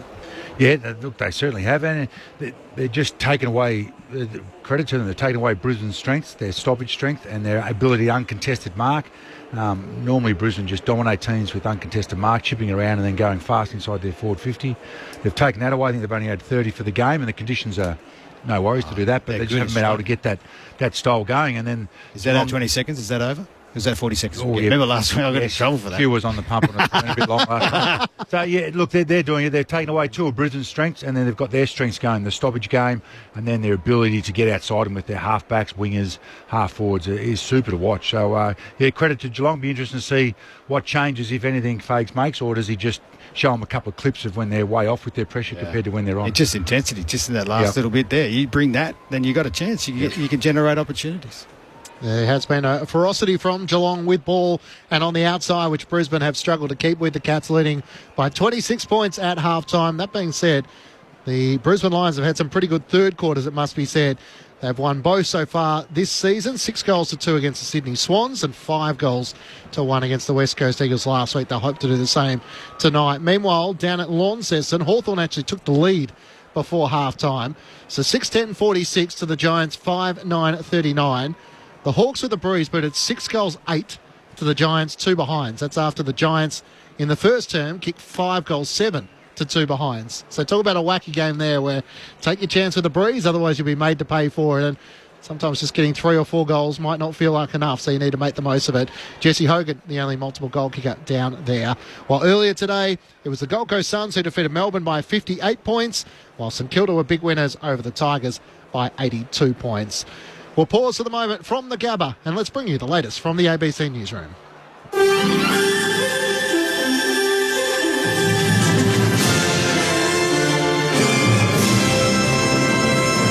ABC News, I'm Eliza Getzi. The United Nations Aid Agency for Children has mobilised in Myanmar after a magnitude 7.7 earthquake, which has killed more than 1,000 people and left thousands more injured. Myanmar's military leader, Min Aung Hlaing, has made a rare public appeal for assistance from any other country that can help. UNICEF's Regional Chief of Emergency, Trevor Clark, says the organisation is helping women and children affected by the disaster. We're mobilising health supplies, recreational kits, dignity kits, hygiene kits, tarpaulins, tents and mats as well, just so that we can initially start to take care of the basic needs of children and women in that location. Thailand's airport authority says operations have returned to normal at 6 airports, including those in Bangkok, Chiang Mai and Phuket after the earthquake. The quake caused a building under construction in Bangkok to collapse, killing 10 and trapping dozens of others. Airports of Thailand says the airports have undergone safety inspections and that it's found buildings and aviation infrastructure meet safety standards. And a new round of suspected US airstrikes has pounded Houthi rebel positions in Yemen. At least one person is believed killed in the latest attacks. Earlier, the US military acknowledged bombing a major military site in the heart of the capital, Sana'a, controlled by the Houthis. The US has continued a bombing campaign against the Houthis, who've been attacking shipping in the region in support of the Palestinians in the conflict in Gaza.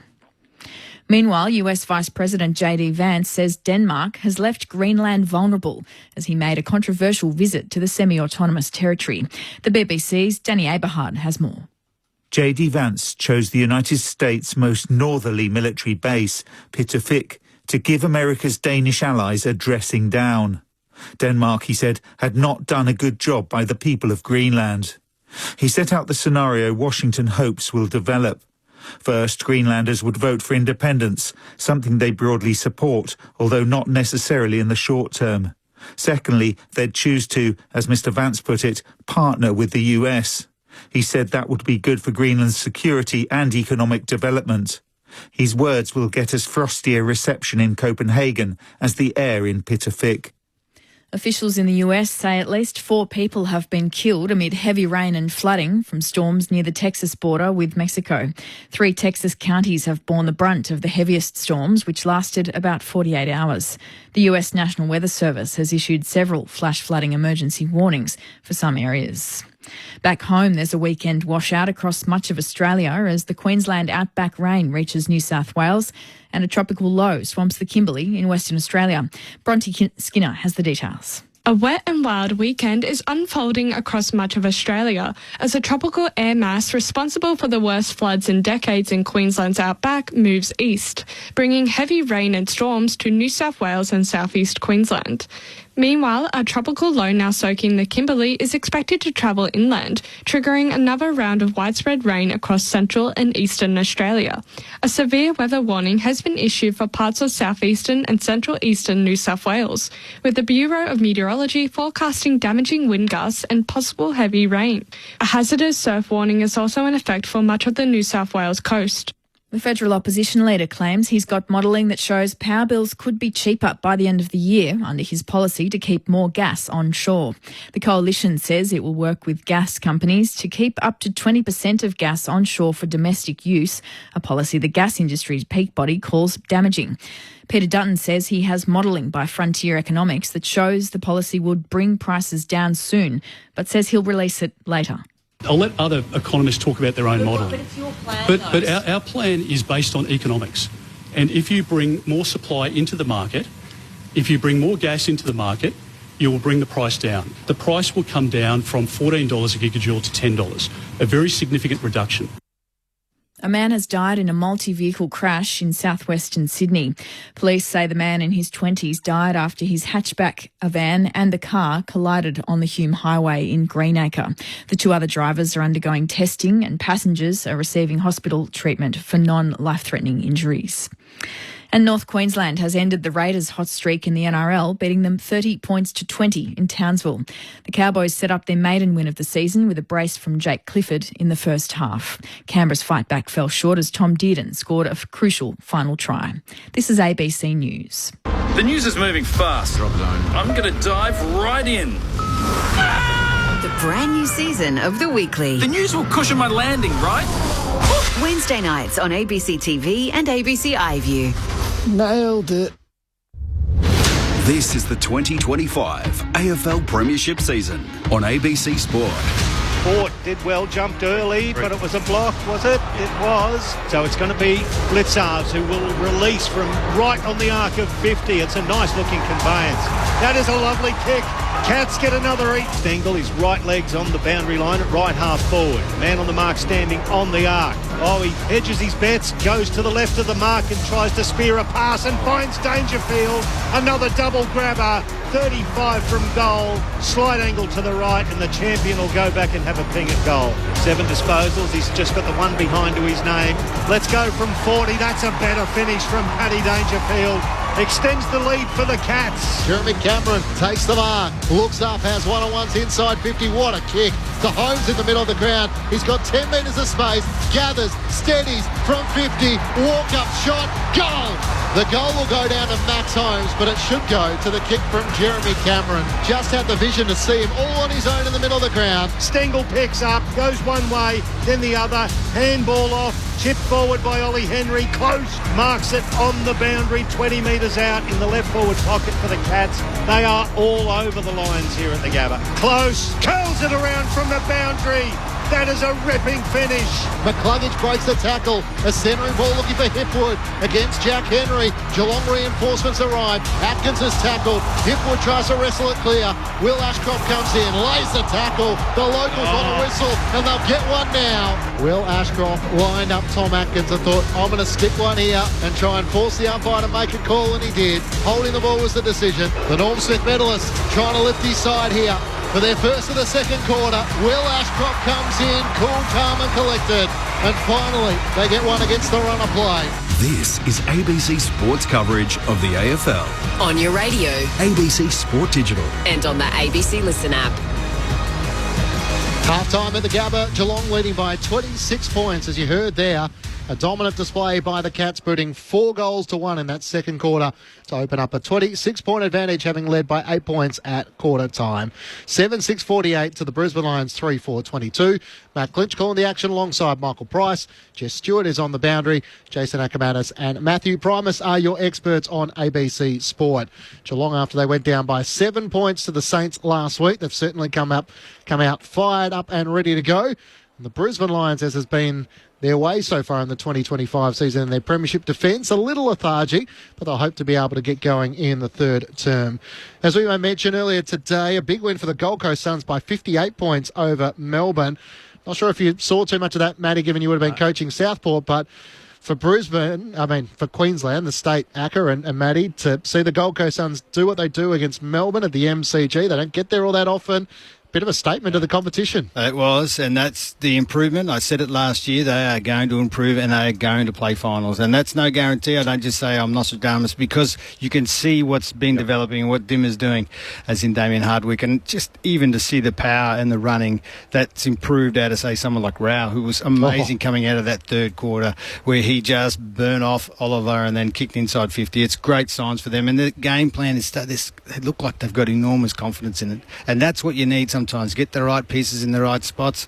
As a coach, it's always a gamble, but he's taken Tuke Miller forward, to half forward, and he snagged a couple of goals in the third. Like, these are the things that you need to reinvent with your group, and as he's getting older. So great signs for the Suns. Yeah, those wins are great. You have 2 big wins. Like West Coast got them on the hop, and obviously Melbourne had got some issues, but those wins, doesn't matter. The players now would be coming back to the Gold Coast feeling bulletproof, and bring anyone. And now they've won on the road twice, where last year they couldn't win on the road, so they've knocked that monkey off, and they get a couple of games at home. They look in their faces. They just look so determined. Like, it's not a problem here. We're coming here to win. They look like men now. They're boys. Yeah. They're not scared of playing Melbourne. That is like it's a joy now. They look forward to it. Where you could see last year they're still pretty nervous. Yeah, their longest losing streak was against Melbourne, a 12-year streak. So they broke that 12-game losing streak since 2014. So, but what happens to Simon Goodwin now? Does the heat go on to him? I mean, the players will play for you, and the energy that they showed today, they know the game plan the Suns are going to play. Is it that they got so much more talent?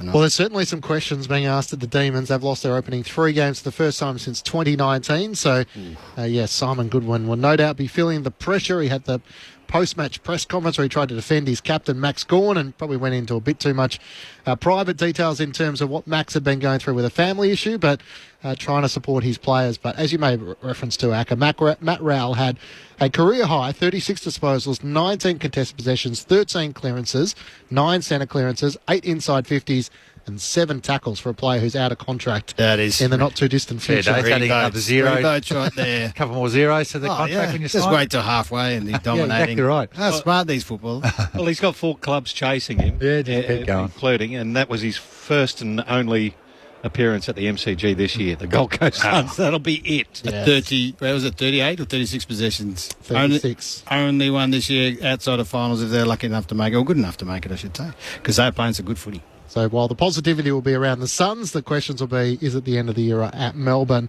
Well, the Saints, they had a 82-point win over the Tigers. I mean, 2015, 135 to Richmond, 7-11-53. I think everyone's pretty realistic about Richmond and where they sit at the moment, but it's 14 goals to 2 after half-time. Mitch Owens booted 4. Mason Wood kicked 3 alongside Jack Higgins as well. So the Saints with back-to-back wins for Ross Lyon, and it sets us up for what should be an interesting Sunday of footy. The Adelaide Crows taking on North Melbourne from the Adelaide Oval, and the West Coast Eagles and Fremantle in the local derby to close out the round. As we mentioned, it's Hawthorn who lead by 7 points in Tasmania in Launceston, so an interesting game with the conditions there. Have you guys played in any of those sort of wacky games of the breeze? Absolutely. Sure has, and it's been down there, when I played with the Bulldogs a few times. It was so windy. Some of the pre-season games can be like that, but You don't really get them that much in big stadiums. But, no, you don't, no. But because the wind gets protected. But they are interesting games to play. I tell you, it's just like the wet. You notice the guys who have the skill or skillful enough, they just get separated from the rest in wind and rain. And, oh, man, that's why you loved it, didn't you, Manny? So the Giants kicked 5-7 to Hawthorn's 2 behinds in the first quarter. Okay, good start. Hawthorn came back and said, we'll kick 6-8 to the Giants, 2 behinds. 6-8. So Hawthorn lead by 7 points at half-time. 6-10-46 to the Giants, 5-9-39.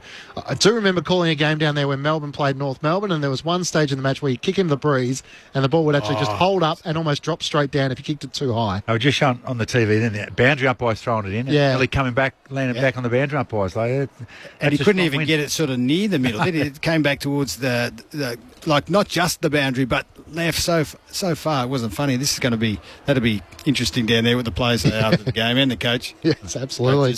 The Little Leaguers are just making their way from the Gabba. The other 2 little bits of sporting news is today South Australia were victorious over Queensland, so not good for the locals here, but for South Australia, their 29-year Sheffield Shield drought is over. Their 14th Sheffield Shield title. They finished on 6 for 270, so prevailing by 4 wickets. Jason Sanger with 126 unbeaten. Alex Carey contributed with 105. And the celebrations at Karen Rolton Oval, no doubt, will go down in Sheffield Shield folklore for what it means for those in South Australia. So Ryan Harris, the former Australian Queenslander, coaching South Australia to a title there. So no doubt they'll be celebrating for a few days' time. And the other one we should mention is that the athletics at the Maury Plant meet is taking place in Melbourne tonight. So Gout is running, so we'll keep half an eye on that as well and see how he goes. He's a showstopper. So much excitement around him. And Brisbane 2032, all of a sudden we have a stadium announcement which has been made during the week. And what's it going to be, Pricey? 60,000 by the time they build the new stadium. Probably 63. 63. 63 is the figure for Victoria Park. That'll be interesting when Collingwood come up to play.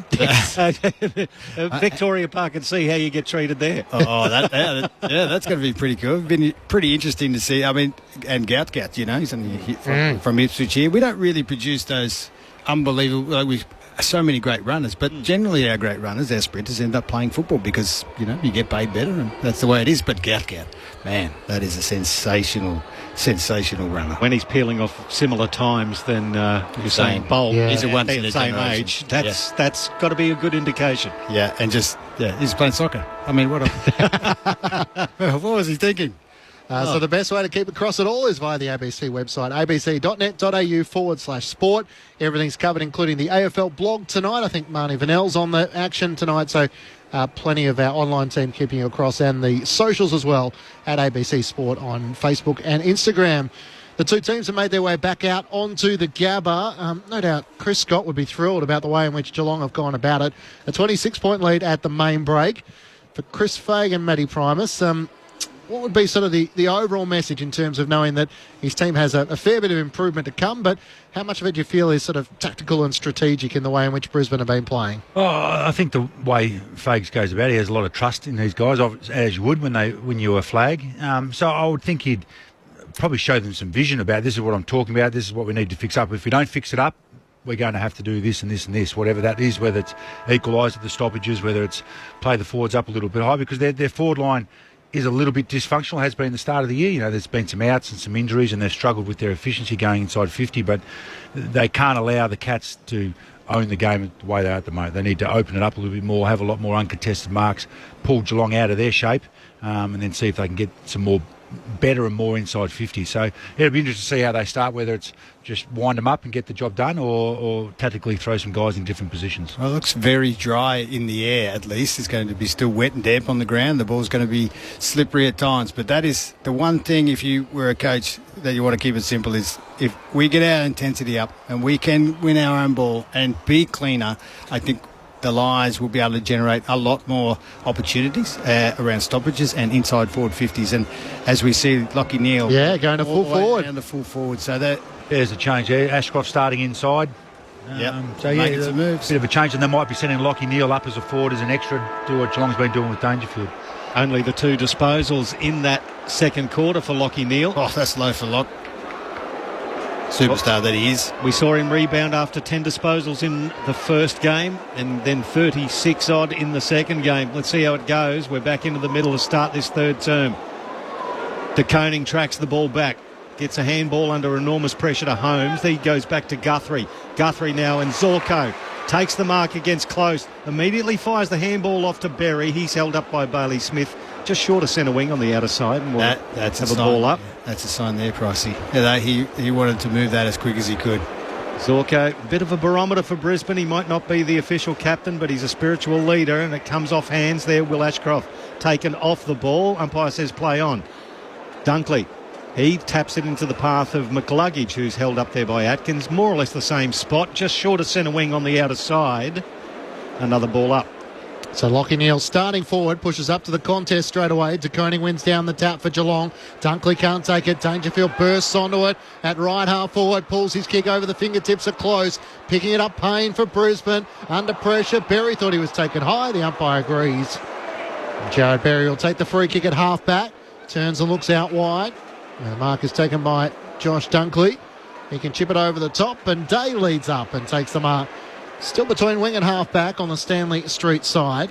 Here we go. They're trying to create space here and get some leading options here, Brisbane, so they're already mixing it up. Day's kick up towards Fort. He's tangling with O'Sullivan. Rayner gathers once the ball hit the ground. Couldn't get the hand pass to Berry. Atkins was tackled. Brisbane fans didn't think he'd got a clean hand pass away. Gathered by O'Shea Mullins for the Cats. Hand pass to half-back. De Koning gets it away to Zach Guthrie and now to Holmes around the boundary line. Hand pass to Close, looking for Bailey Smith. Pinching it was McCluggage. Into the middle of the ground for Cam Rayner. Looking to turn the turnover into a shot on goal. And he finds Lockie Neal. Wow. That damaging forward who marks in the forward 50. And Chris Fagan would be rubbing his hands saying, well, maybe this will work. Well, that turnover is exactly what they would have wanted, Matty. And they weren't able to break out, were they? They had a man right on him and he was able to get Smith off the equation where that was just free-flowing in the first half. This will test Lockie. Can he kick 45, Acker? He can, and he can. He's just a guy that just doesn't kick a lot during last year. So, but if he kicks one, he'll kick two or three. Two disposals in the second quarter. Lockie Neal starting as a forward, comes in from 50. It's a good effort. Just misses to the right-hand side, a minus score. Just as the Brisbane locals are about to burst out of their chairs. Geelong by 25 points. We played 2 minutes in the third term on ABC Sport. Just with matchups here, you got doing everything to get Geelong off their game. That is for sure. Guthrie comes out of the goal square, kicks it just short of centre wing. Harris Andrews floats in front and takes a mark. Wanting to go back corridor, it was cut off semi by Ollie Henry. Picked up there by McLuggage. Handball into Dunkley. Dunkley to a dangerous position. Geelong with numbers. Close got involved. Gave it to Atkins. Off to Guthrie. Guthrie now hooks it outside defensive 50, but Wilmot has floated up, takes the mark across half forward, goes slightly backwards to Zorko on the point of the centre square. He goes right, then back left, sizzling pass, but sizzled straight down the throat of Max Holmes. The Cats are out. As he works it up to Jeremy Cameron on the run now. Myers takes the mark, looks up, has Stengel as the deepest forward. He pulls his kick looking for Ollie Henry. Players streaming past. Dangerfield in the corridor trying to get it to him. On the bounce, Jeremy Cameron gathers. Great tackle, McCluggage. Wrapped him up with the right arm and stuck the tackle. Oh, that was a goal-saving tackle. Dangerfield is looking dangerous, but that kick in just sloppy, just off the side of the boot there, Clinchy. Few of Brisbane's leaders are trying to rise in this third quarter. As McCluggage plays on, Stengel's right there, so has to give it away to Answorth, and he shows good composure to work it to Harris Andrews, who marks in the right back pocket. They're trying to own the ball. They're trying to look for those little uncontested marks. Didn't have enough of them in the first half. Good kick. Which is what St Kilda did so well last week. Found Dunkley leading in the middle of the ground. Waited for the loose to present. Now out wide to Neal. Playing across half forward in this third term. Kick misses Archie. So skill error from the Brownlow medalist as he turns it over. O'Shea Mullen marks for Geelong at left half back. Cats by 25. Threw his head back in exasperation, did Lockie Neal. That's a very tight pass that was looking for Dempsey. Went through his hands, landed in the arms there of Big Neal. Tackled by Harris Andrews, let loose the ball, free kick.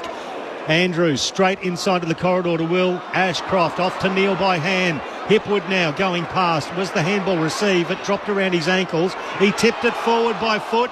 Picked up there by Humphries. Got one away.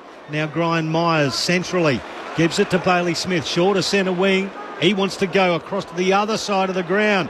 Close. He sits underneath it. Running forward, Berry smashes it back towards half forward for Brisbane. Half back for the Cats, picked up there by De Koning. He kicks it down the line. It's downfield. It's going to be a free kick. O'Connor will take it for the Cats on centre wing outer side. He's a little slow to rise to Koning as well. The kick is a turnover straight to Zorko. Looking to turn defence into attack. Into the middle of the ground. Found Berry. Hand pass to Rayner. Kicks out in front of Charlie Cameron. He won't be caught. Takes the mark in the left forward pocket as Sam De Koning looks in some pain. It was that late bump which was a downfield free kick. Jess down there, what's happening? This is just cramp, but he clutched straight at his kind of right leg knee. So he's just no, it's pickle juice. It's cramp. Pickle juice. Jess Stewart on the boundary, footy in the hands of Charlie Cameron. Having made his return in season 2025, has one goal already. Bad option. This is too far out to be snapping it because it'll you either have to get it perfect or it's going to spin too much and go short. And he gets caught all the time short with these kicks. Kick straight, kick a drop punt. Back yourself in, Charlie. He's got a full 30 seconds still because of the De Koning sub. Or as he came from the field, they stopped play, so he's taking as much as he can. Steps out from 40, kicks across his body, straight up in the air. Acker was on the money. Underneath it, Blitzhouse is shoved underneath it. Spills the way of Dempsey for Geelong. Hand pass away. Myers hemmed in on half-back. Cleverly pulls his kick. Asked O'Sullivan to rise. It's spoiled away from him by Harris Andrews. And the umpire says, throw it in. Vulture Street side of the Gabba. It's Geelong leading by 25 points. What about that, though, Matty? They are playing quick, Brisbane coming back through the corridor and just getting them on the counter because they know that they're going to bring all that energy. Well, they can't do it all night. You have to be quick with ball speed. So 60 from goal, right half forward for Brisbane. Desperately searching for another goal. Throw in. Blitzarves from the rear position, and the first to the ball there was McCluggage, taken illegally by Jack Bowes. He'll get the free kick. 70 from goal. Drops it into Bailey. Little sandwich of a pass into the path of Zach Bailey. He takes it 45 out, slight angle to the right, but definitely in his wheelhouse. Yeah, but what about the intensity in the leading? Everyone's leading. They were stagnant that whole first half. Absolutely, and they're taking away Geelong space too, isn't it? And that's where they're dominating this inside 50s the first 5 or 6 minutes. Good answer back by Brisbane. So Zach Bailey. Big chance here. Will let this go from just inside 50. No, it slews off to the right-hand side, barely makes it in for a point. 48, plays 24. It's back to a 24-point margin. And we played nearly 8 minutes of the third term. Saturday night footy on ABC Sport. Check those boots. I bet you there's those synthetic ones I was telling you about. Slip right off the side. Lawson Humphreys brings the Cats back into play. Kicks long towards half-back. Blitzhouse and Fort. Shannon Neal's in the pack as well. Payne trying to tap it down. Chance here for Dunkley. Bumped off it. Gathered by Shannon Neal of Geelong. High kick towards half-forward. Jeremy Cameron sets himself. 1-2. Couldn't hang on to it at the last moment. Wilmot through the middle of the ground for Brisbane. Kicks to Rayner. Wheels out on his right. Long kick looking for Archie. Charlie Cameron's there as well. Cheers up. Too many Camerons. There is. Too many Camerons. Oh, gee. Charlie Cameron and Cal Archie couldn't get out of each other's way, and in the end it goes off hands. Now, Charlie Cameron's grabbing at his midriff, and the umpire's going to throw it in the right forward pocket. I want to work on my Cameron's pricing. Yeah, that was a big contest. But, again, Brisbane, options, intensity, that's lifted. Throw in just in front of the Queensland Cricketers Club. In the right forward pocket, once again Geelong with the stoppage clearance, and it goes back to Bailey Smith by hand, gets around his opponent, straight down the line, good strong mark taken by Jack Payne in front of Shannon Neal, right in front of the commentary box, Vulture Street side.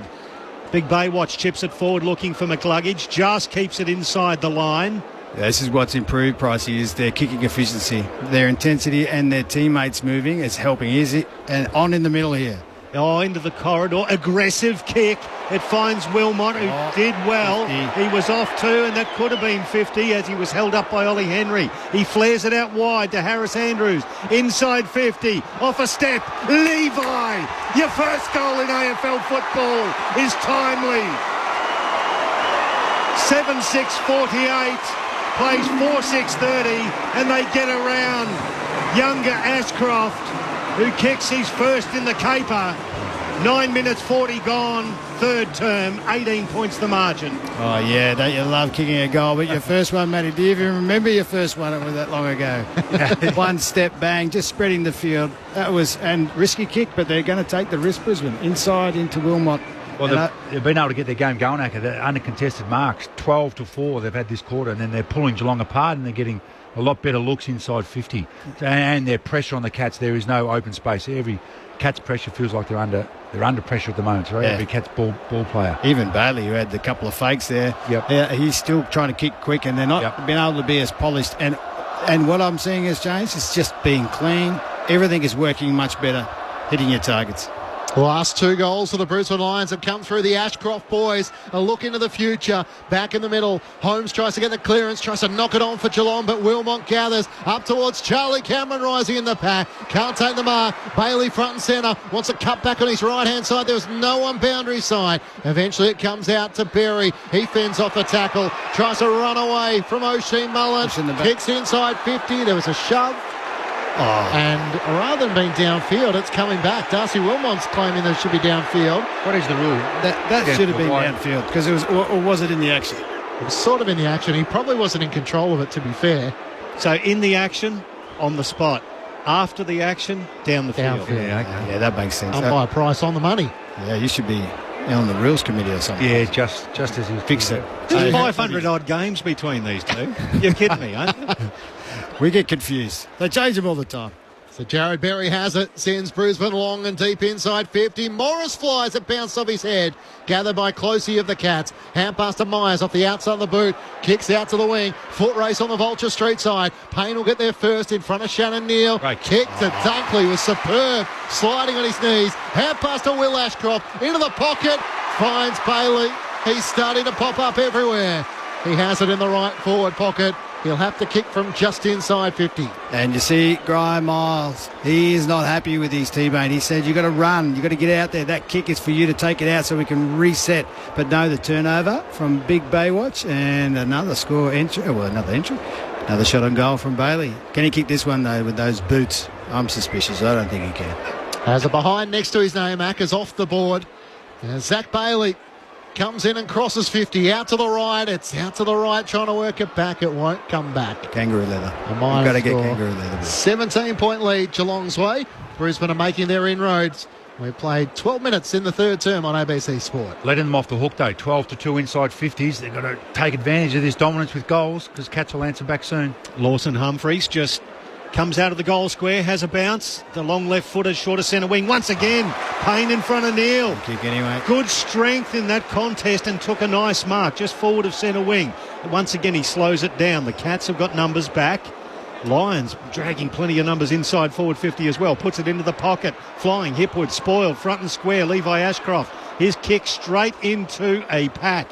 McCluggage held up by Blitzarves, and the umpire will come in and throw it up around about 40 metres out, 45-degree angle to the right. Brisbane's attacking 50. Blitzarves to Humphreys. Now it's with Jack Bowes. Back to Dempsey, off a step. Kicks it once again. Payne versus Neal. Payne did well. Fisted forward. Well rode by Closey.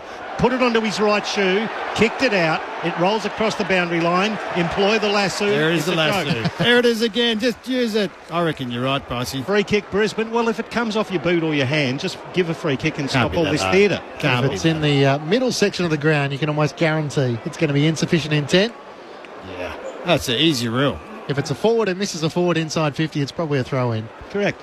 Leicester got it at half-back from Answorth. Sends it long down the wing. Hipwood clears the path for Morris. He chopped the mark in the end. Had a couple of them. Hand pass for Day comes out to Levi Ashcroft. Kicks up towards half-forward. Bailey is out position, and Mark Blitzhouse takes the mark for Geelong. Wants to try and switch play. Out towards the right back pocket, and O'Shea Mullen takes the mark. Chips it over the top to Holmes. Geelong leading by 17 points as Max Holmes works it up the wing and finds Clark in front of the two benches. Now up towards half forward. Ollie Henry in from the side. Harris Andrews made that look easy. Body contract at the right time and just taps it out of play for a boundary throw in. Cats by 17 points, 14 gone, third term on ABC Sport. All of a sudden they're looking like they're under pressure with everything, every lead, every possession. That's what Chris Fagan would have wanted. Throw in, right half forward for the Cats. Off hands, McCluggage can't quite gather. Dunkley puts himself in. Jack Bowes. And McCluggage again picks it up, kicks it down centre wing. Logan Morris, slippery hands. He couldn't quite take the mark, but he got the free kick. Now he goes corridor, finds Levi Ashcroft. He's signalling right. He's still short of the centre circles. Then he slows it down to Answorth. On the logo, centre wing. Back inside to the corridor, further forward on the logo. Zorko, a 40-metre pass to Jasper Fletcher. Saunters inside 50. Delivers to the top of the square off hands. Oh, it's Bailey, picks it up. Chips it forward. Handball Archie, back to Hipwood, snap goal. Lions coming back hard at the Gabba. And they drag the lead back in by another goal. 48 plays 37. It's an 11-point margin now. 7-6, 48 to 5, 7-37. Nearly 16 gone in this third quarter. Oh, what about that, Matt Primus? They are unbelievable. It's like the last quarter they did the exact opposite to what's happening. Lions have 3 or 4 down there deep.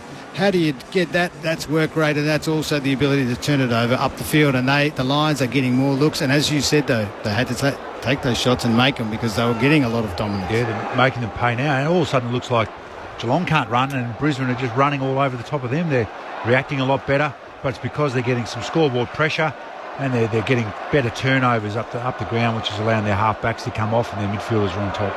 Okay, it's a confidence thing. Sometimes you play at home, you're reigning premier. That's a bad bounce. I'll bring that back.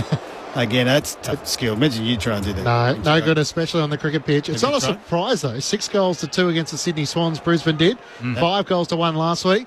I'm imagining Chris Fagan's leaning into that. We know we can bring our best in the third term. It's 2 goals to none so far. 12 inside 50s to 2. Brisbane's way. Bailey Smith gets the clearance. Kicks inside 50. Jeremy Cameron can't take it. It's gathered by Leicester. Bangs a high ball into the middle of the ground. Zach Guthrie got rid of his opponent but dropped the mark.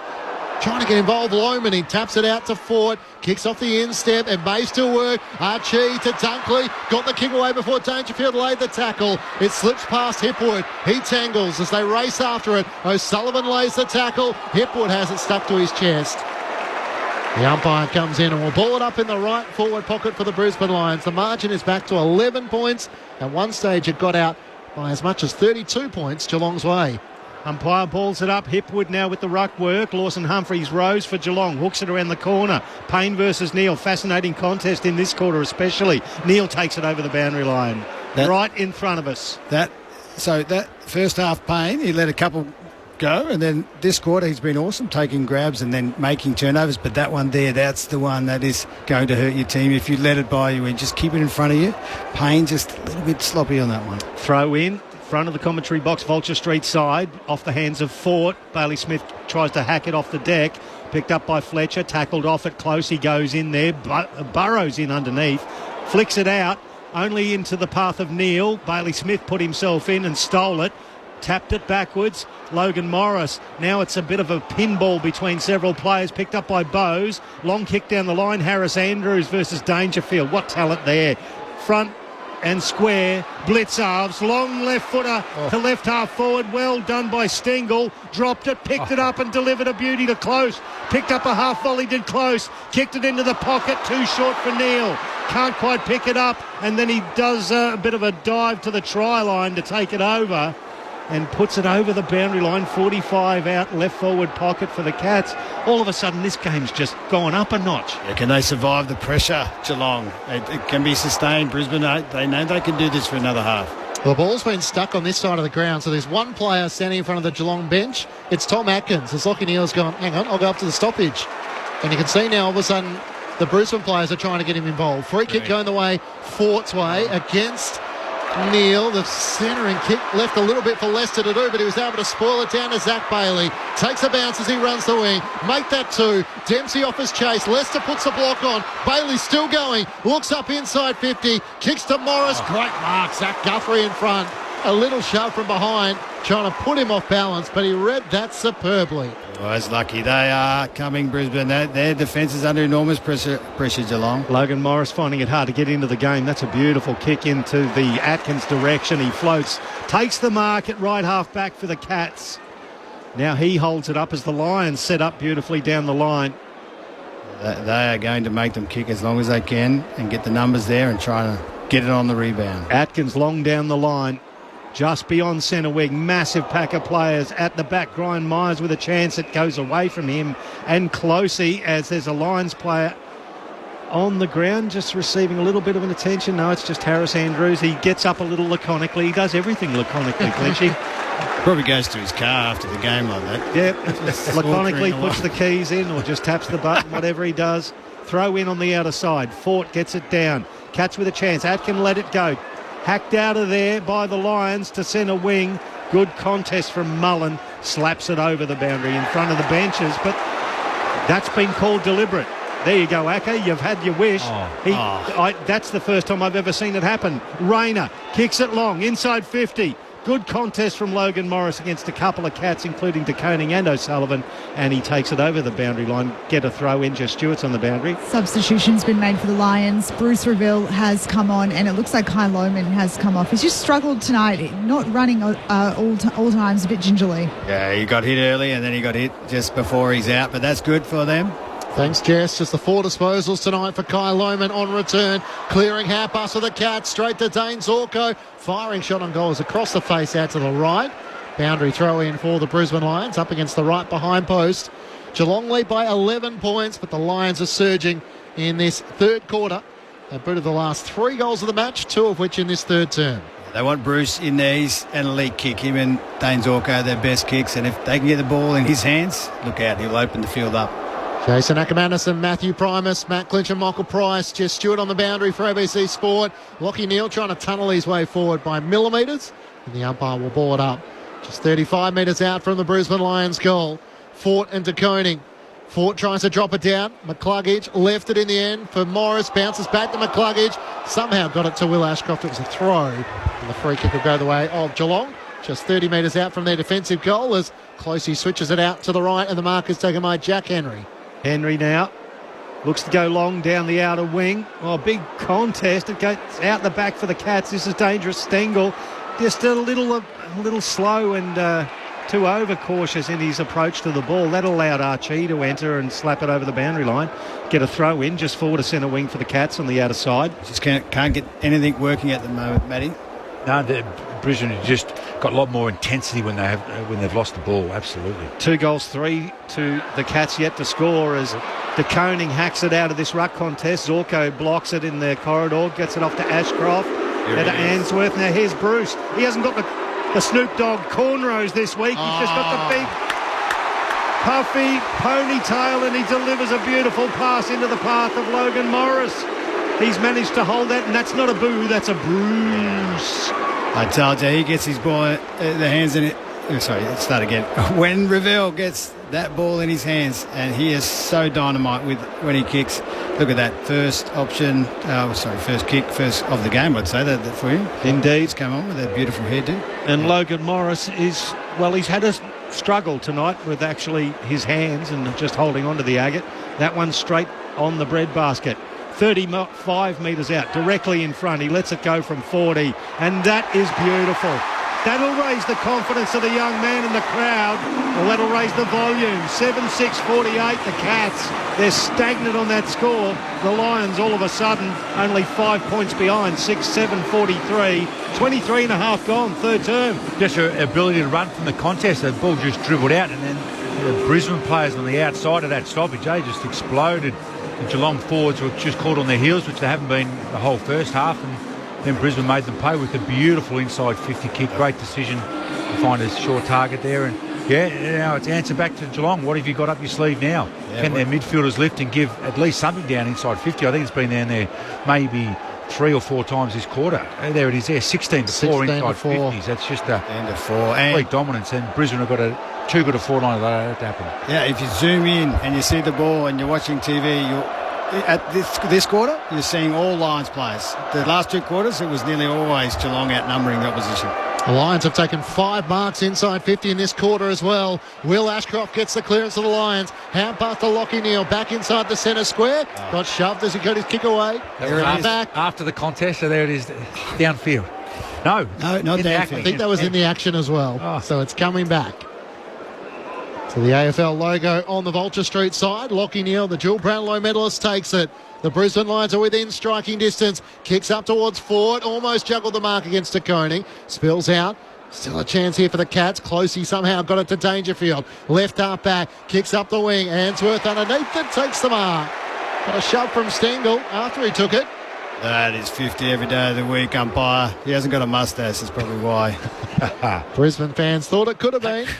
Geelong at one stage led by 32 points before half-time. Brisbane have closed it with 3 goals to none so far in this third term. The kick comes up towards half-forward. Day's in the pack, as is Morris. Morris gets it, tackled immediately. Brought down by Closey. It's gathered by Zach Guthrie. Kicks a high ball up the wing. Zorko's a loose underneath it. Going back with a flight, takes the mark. Harris Andrews provided good protection. Zorko straight into the middle, finds Wilmot. He flares it further left to Ryan Lester. Lester holds up, then chips it forward. Good contest from Dangerfield. There's 3 Lions against him. He's dragged it in. The umpire will hold the whistle to the mouth but do nothing. The ball spills wide. And underneath a couple of players, Wilmot and Brian Myers. There will be a ball up now. As he's getting a sore calf there, Brian Myers. I just think just at the moment, Force really struggling to get around the ground. He's really got no intensity. He took that out of the ruck and ends up with Bruce Reville from 50 under pressure. Bruce!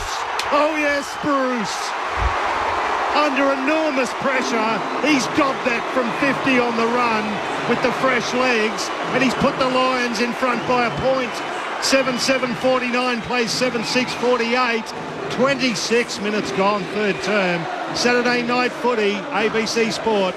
There'll be some coach in the Brisbane Lions box that'll be patting himself on the back of the moment, wouldn't they? I brought that up. I wanted to get him on. Yeah. It was just an amazing finish. But once again, Brisbane ability to own the outside from the contest and another shot on goal. They are just all over Geelong. Geelong just look like they're out on their feet, which they aren't, but that's the way Brisbane are making them look with their intensity and power. Yeah, running. And as I said, Reville, elite kick just across the body.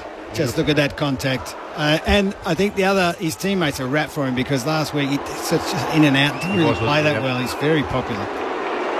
All of a sudden, Brisbane have come to life, and a man who knows what it's like to finish goals like that, Jason Ackermanis, was impressed.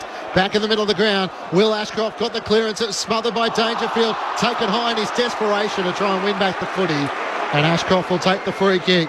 He turns and chips it back to Cal Archie.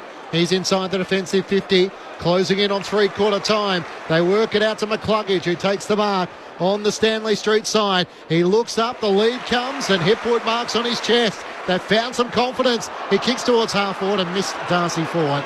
Mark is taken by Mark O'Connor for Geelong at right half-back. Coach killer. That is, left foot, they're out late in the quarter. Just need to hit that inside 50 target and just a shank turnover. So O'Connor, the laid in, goes to right half-back, kicks long down the line. Big fist forward by Harris Andrews, about 15 metres. It's roved by DeConing.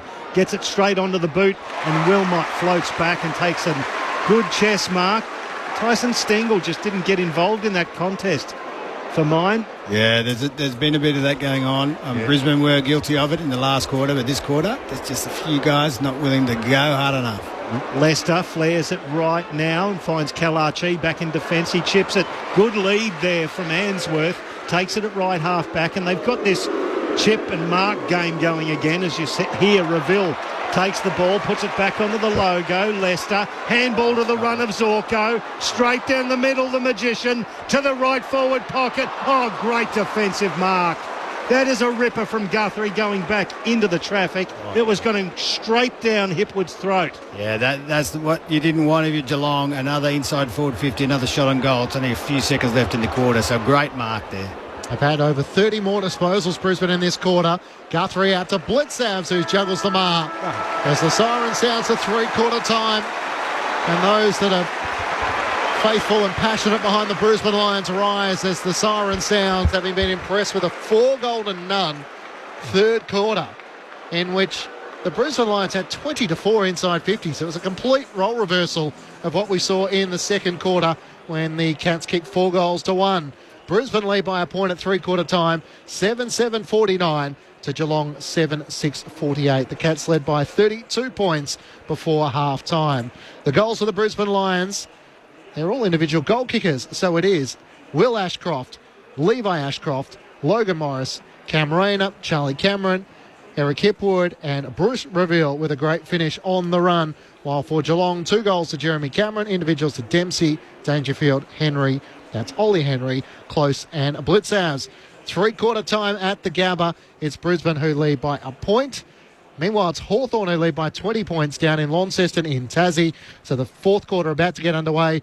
The Hawks 10-12-72 to the Giants 7-10-52. So that means the Hawks have scored goals into the breeze. 4 goals to 2. Wow. So having previously seen the Giants have the breeze in the first quarter, kicking 5 goals to none.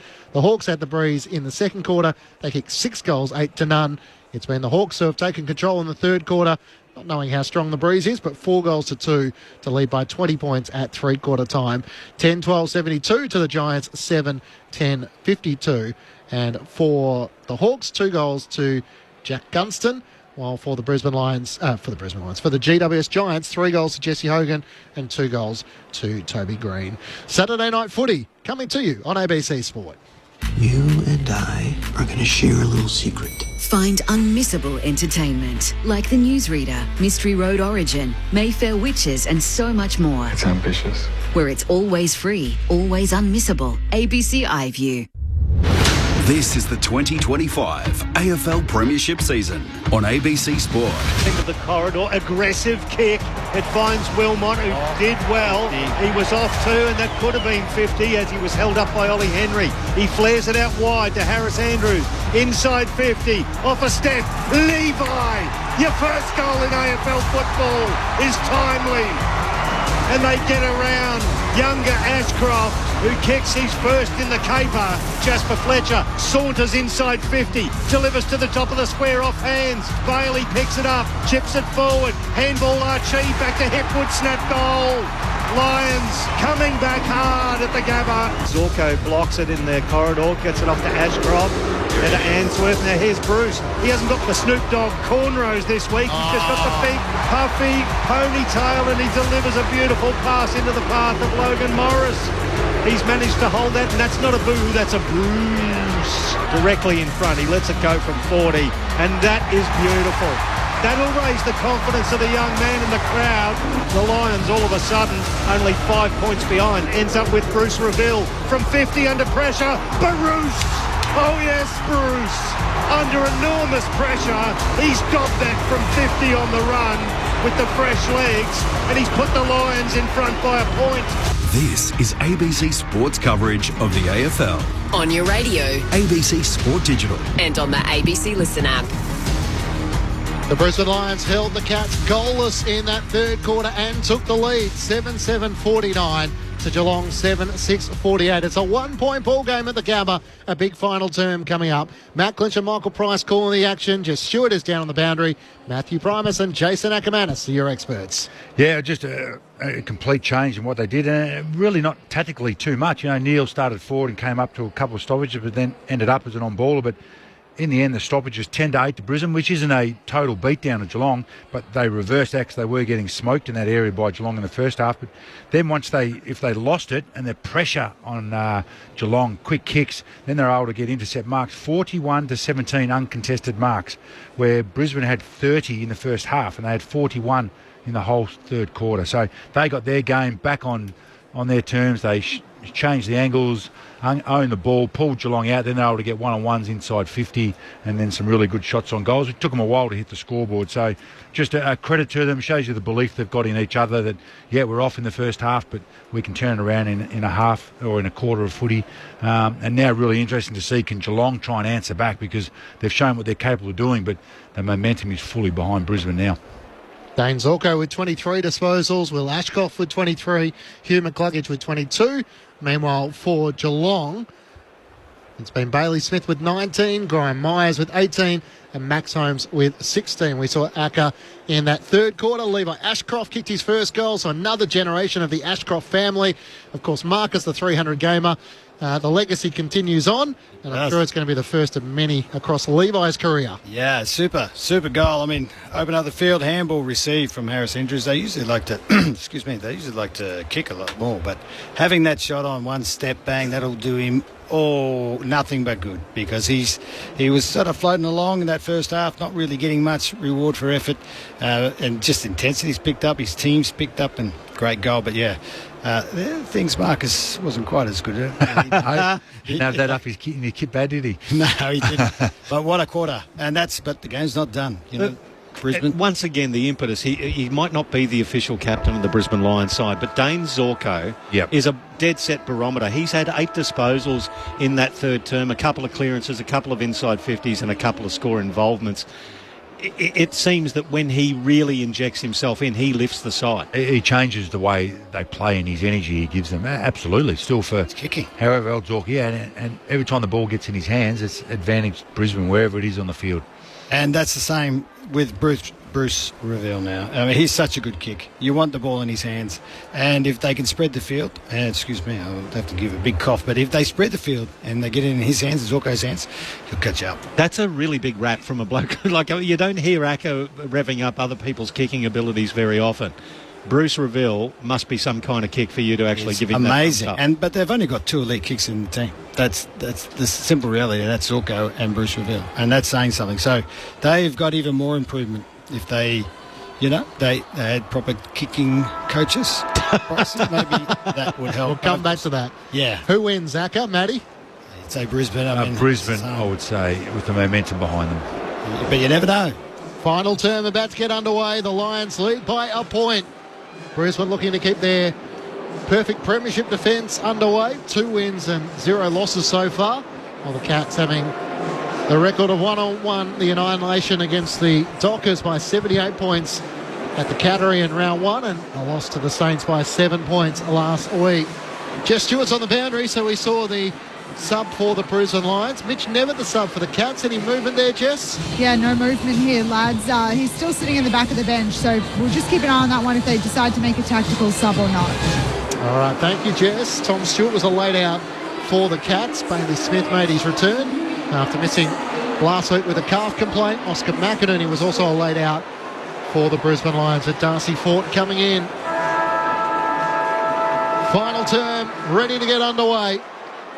The rematch of the preliminary final from last year. Will it be the Lions once more, or will the Cats find a way to answer back? Umpire bounces in the middle of the ground. Fort and De Koning. De Koning wins down the tap, looking for Holmes. Tackled immediately. Hand pass turned it over though. McCluggage gathers, sends Brisbane inside 50 first. Morris trying to get back with a flight. Jack Henry spoils it down. Humphreys back to Jack Henry. Under pressure from Rayner. Brisbane players dive on top. The umpire circles and will ball it up. A relieved Mark O'Connor gets to his feet. He was the bottom of the pack. Look at the numbers, the intensity they're going to make. You earn every kick the Lions for Geelong. Umpire throws it up at the top of the goal square. Picked up by Dunkley. Quick snap. No. To the left. One behind. 51 plays 48. It's a 3-point ball game. Sorry, 50 plays 48. It's a 2-point ball game. The goals, this scoreboard's never been this quick, Clinchy. Ever. No, they can't count. They went to Wavell High School. Turn it up. So the Brisbane Lions at the moment looking to attack as the Cats bring it back into play, and the kick out towards half-back is spoiled out of play by Hugh McCluggage from the kick of Max Holmes, and a boundary throw in. Patrick Dangerfield spent more time sort of forward but has burst in the middle. 13 disposals so far tonight. Thrown back in. De Koning knocks it down to the front. Will Ashcroft for the Brisbane Lions kicks inside 50. Humphreys, great mark. Off balance, was able to hold on to it with Cam Rayner in front of him. He looks to try and switch play to left up back. Guthrie had to wait underneath it. Berry makes the spoil. O'Sullivan tries to slap it on for Geelong. Got it to Guthrie. Hand pass to close at half back. Kicks wide on the wing. Too wide for Ollie Henry. And it rolls out of play on the Stanley Street wing. A boundary throw in with Brisbane leading by 2 points. They're just not taking any risks, Geelong at the moment, and then they did. But all their avenues are being closed down. Brisbane has certainly changed that after half time, haven't they?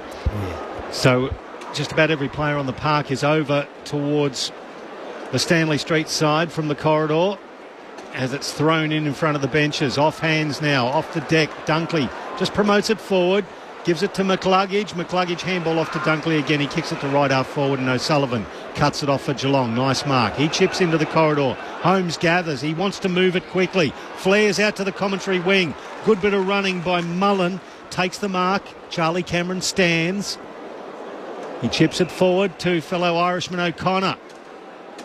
He's just forward to centre wing, Vulture Street side. Now he plays on. Harris the right Andrews. foot towards the pack. Harris Andrews had the sit, went through his hands. Zorko at the back of the pack, floats it forward, back to O'Connor. He gathers, handball inboard to Holmes, back to O'Connor. Now out to the boundary, right half forward to Humphreys. Got around Leicester, just got the handball to Cameron. Little chip.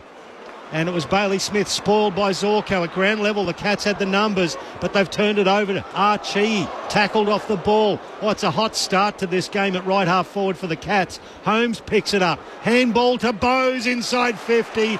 Barely the 15. In fact, they're all blowing up about it, including the crowd. But Dangerfield, he's not worried about that. No, that was taking 15. it 45 out, 45-degree angle to the right. That was just 15. But this is the whole point last week with the Lions. Can they sustain this energy? It was a hot day last week. It's not easy. Dangerfield, this could go anywhere, mind you.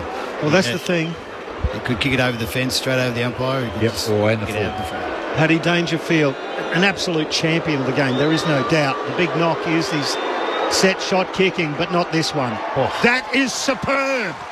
Second goal for Patrick Dangerfield, returns the lead to Geelong.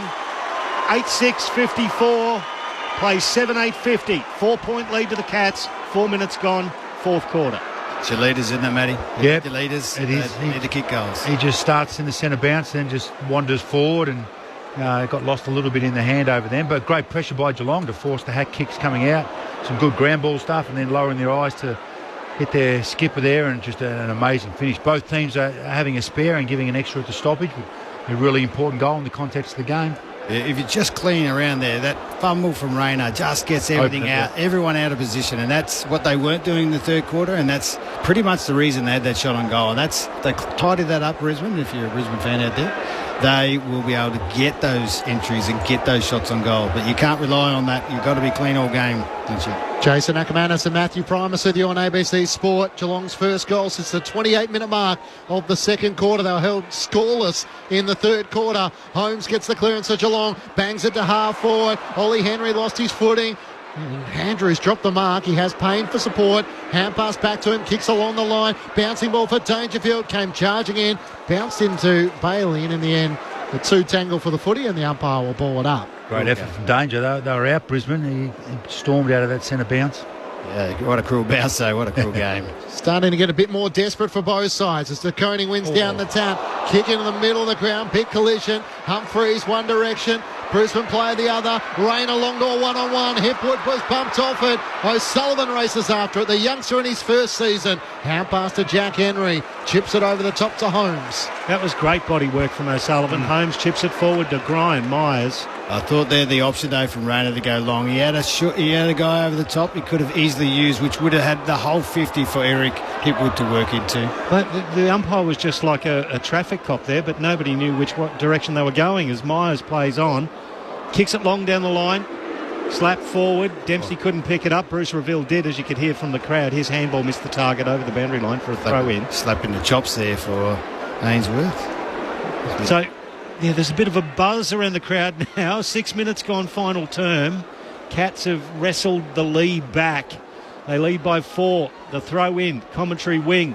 Well done to Koning, followed up his own work, got the clearance, only a couple of metres, picked up by Leicester, bangs it towards half forward. Hipwood with the big fly and the big foot into the back of Rayner's out. Guthrie, picked up by Morris. Rayner is out at left half forward, gathers, centres the ball, curls it around, hits the post 2/3 of the way up.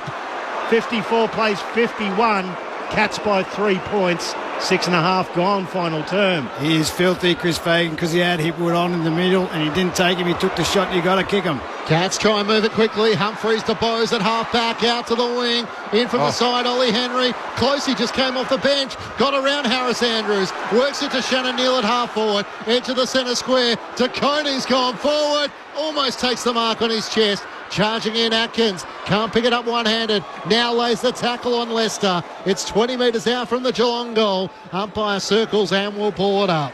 It's getting hot in the kitchen, Matty. Cats by 3 points. De Koning's out on his legs here. He can barely run. He just got lucky going forward there, but he is cooked. Neil does the ruck work. That's Shannon for Geelong. Taps it over the back. Ashcroft for Brisbane. Hand pass to Berry to Dunkley. A few of the Brisbane key players getting involved. Kicks up towards Archie. Can't take the mark. Spoiled by Humphreys. Blitz snaps. Tackle by Neil. Ball spills clear. Bailey Smith close to the boundary line. He and Archie tangle. Now Charlie Cameron comes in. Bit going on between the two players. There's Cameron and Archie. That's Charlie Cameron in front of Bailey Smith, in front of Jess Stewart. Mitch Nevitt has been subbed in. I'm just not sure who's come off for the sub.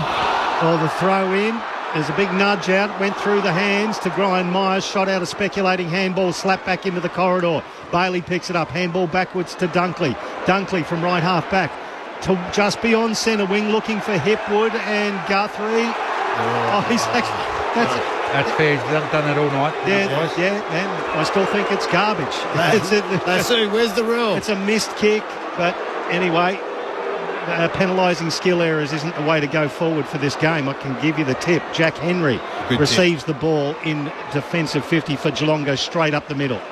Where Humphreys takes the mark, looks out to the wing, turns it over, straight to Berry. In fact, it's Dunkley who takes the intercepting mark for Brisbane. Inward to Zorko. Yes, you want the ball in his hand. Next would be Reveal. Look at that slicing. You've got an extra forward here if they can go deep. Short to Will Ashcroft, who takes the mark. Veers onto his right-hand side. Pulls the kick for Bailey. Couldn't hang on, but he was impeded. Mark O'Connor in from the side. And Zach Bailey pretty much directly in front, 45 metres out. A chance to give Brisbane back the lead. Zach Bailey's had two shots and they've all gone right, haven't they, fellas? And I'm not that confident that this will go straight. But that said, great kick, great vision. It's easy from up here, Matty, because we get the view. But he was open and he just pulled the kick. Even Bailey didn't even know the ball was coming to him. Yep. Zach Bailey with footy in hand. A chance to return Brisbane to the lead. Two behind so far tonight. Comes in. This time it's straight over the goal umpire's head. Big time goal in the final term. And they answer the Patrick Dangerfield goal at the other end. Brisbane by 3 points.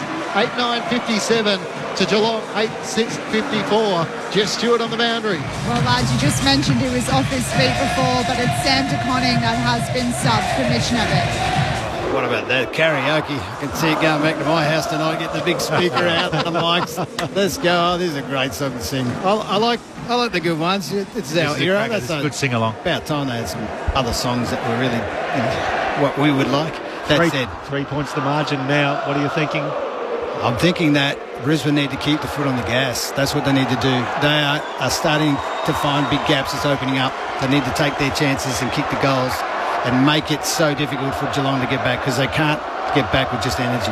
10 minutes gone, final term here, Saturday night footy on ABC Sport. That was Jason Ackermanis with Matty Primus and Michael Price calling with Matt Clinch. We're back into the middle. Blitzarves grabs it out of the middle, slews off the left boot, and that's a nice mark taken. Diving Jeremy Cameron in front of Ryan Lester. He's on the point of the centre square at left half forward for the Cats. He will use this ball. Puts it into the pocket nicely through the hands there of Jai Clark. Lions with the numbers. Bailey Smith picks it up and he was tackled as he got a handball away.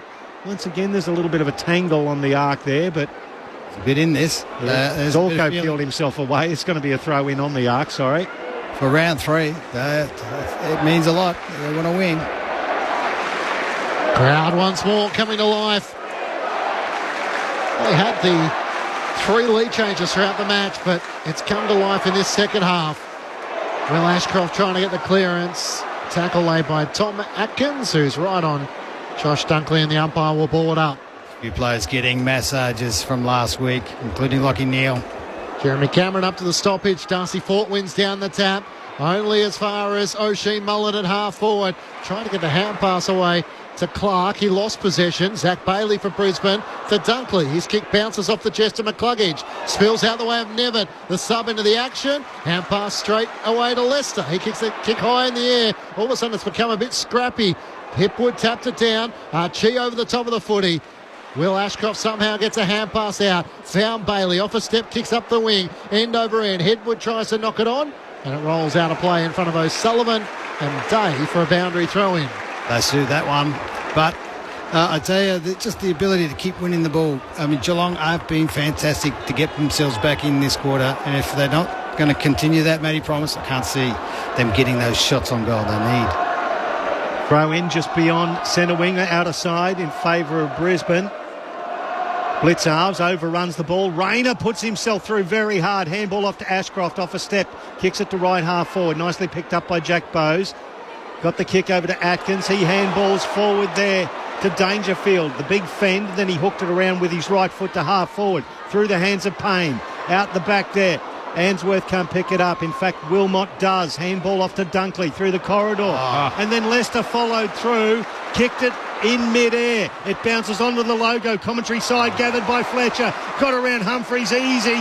Puts it to centre half forward. It was Archie who dropped the punt. McCluggage picked it up, smacked in the mouth and got a free kick for High. Lucky Bloodrell they'll stop the game here. They're out.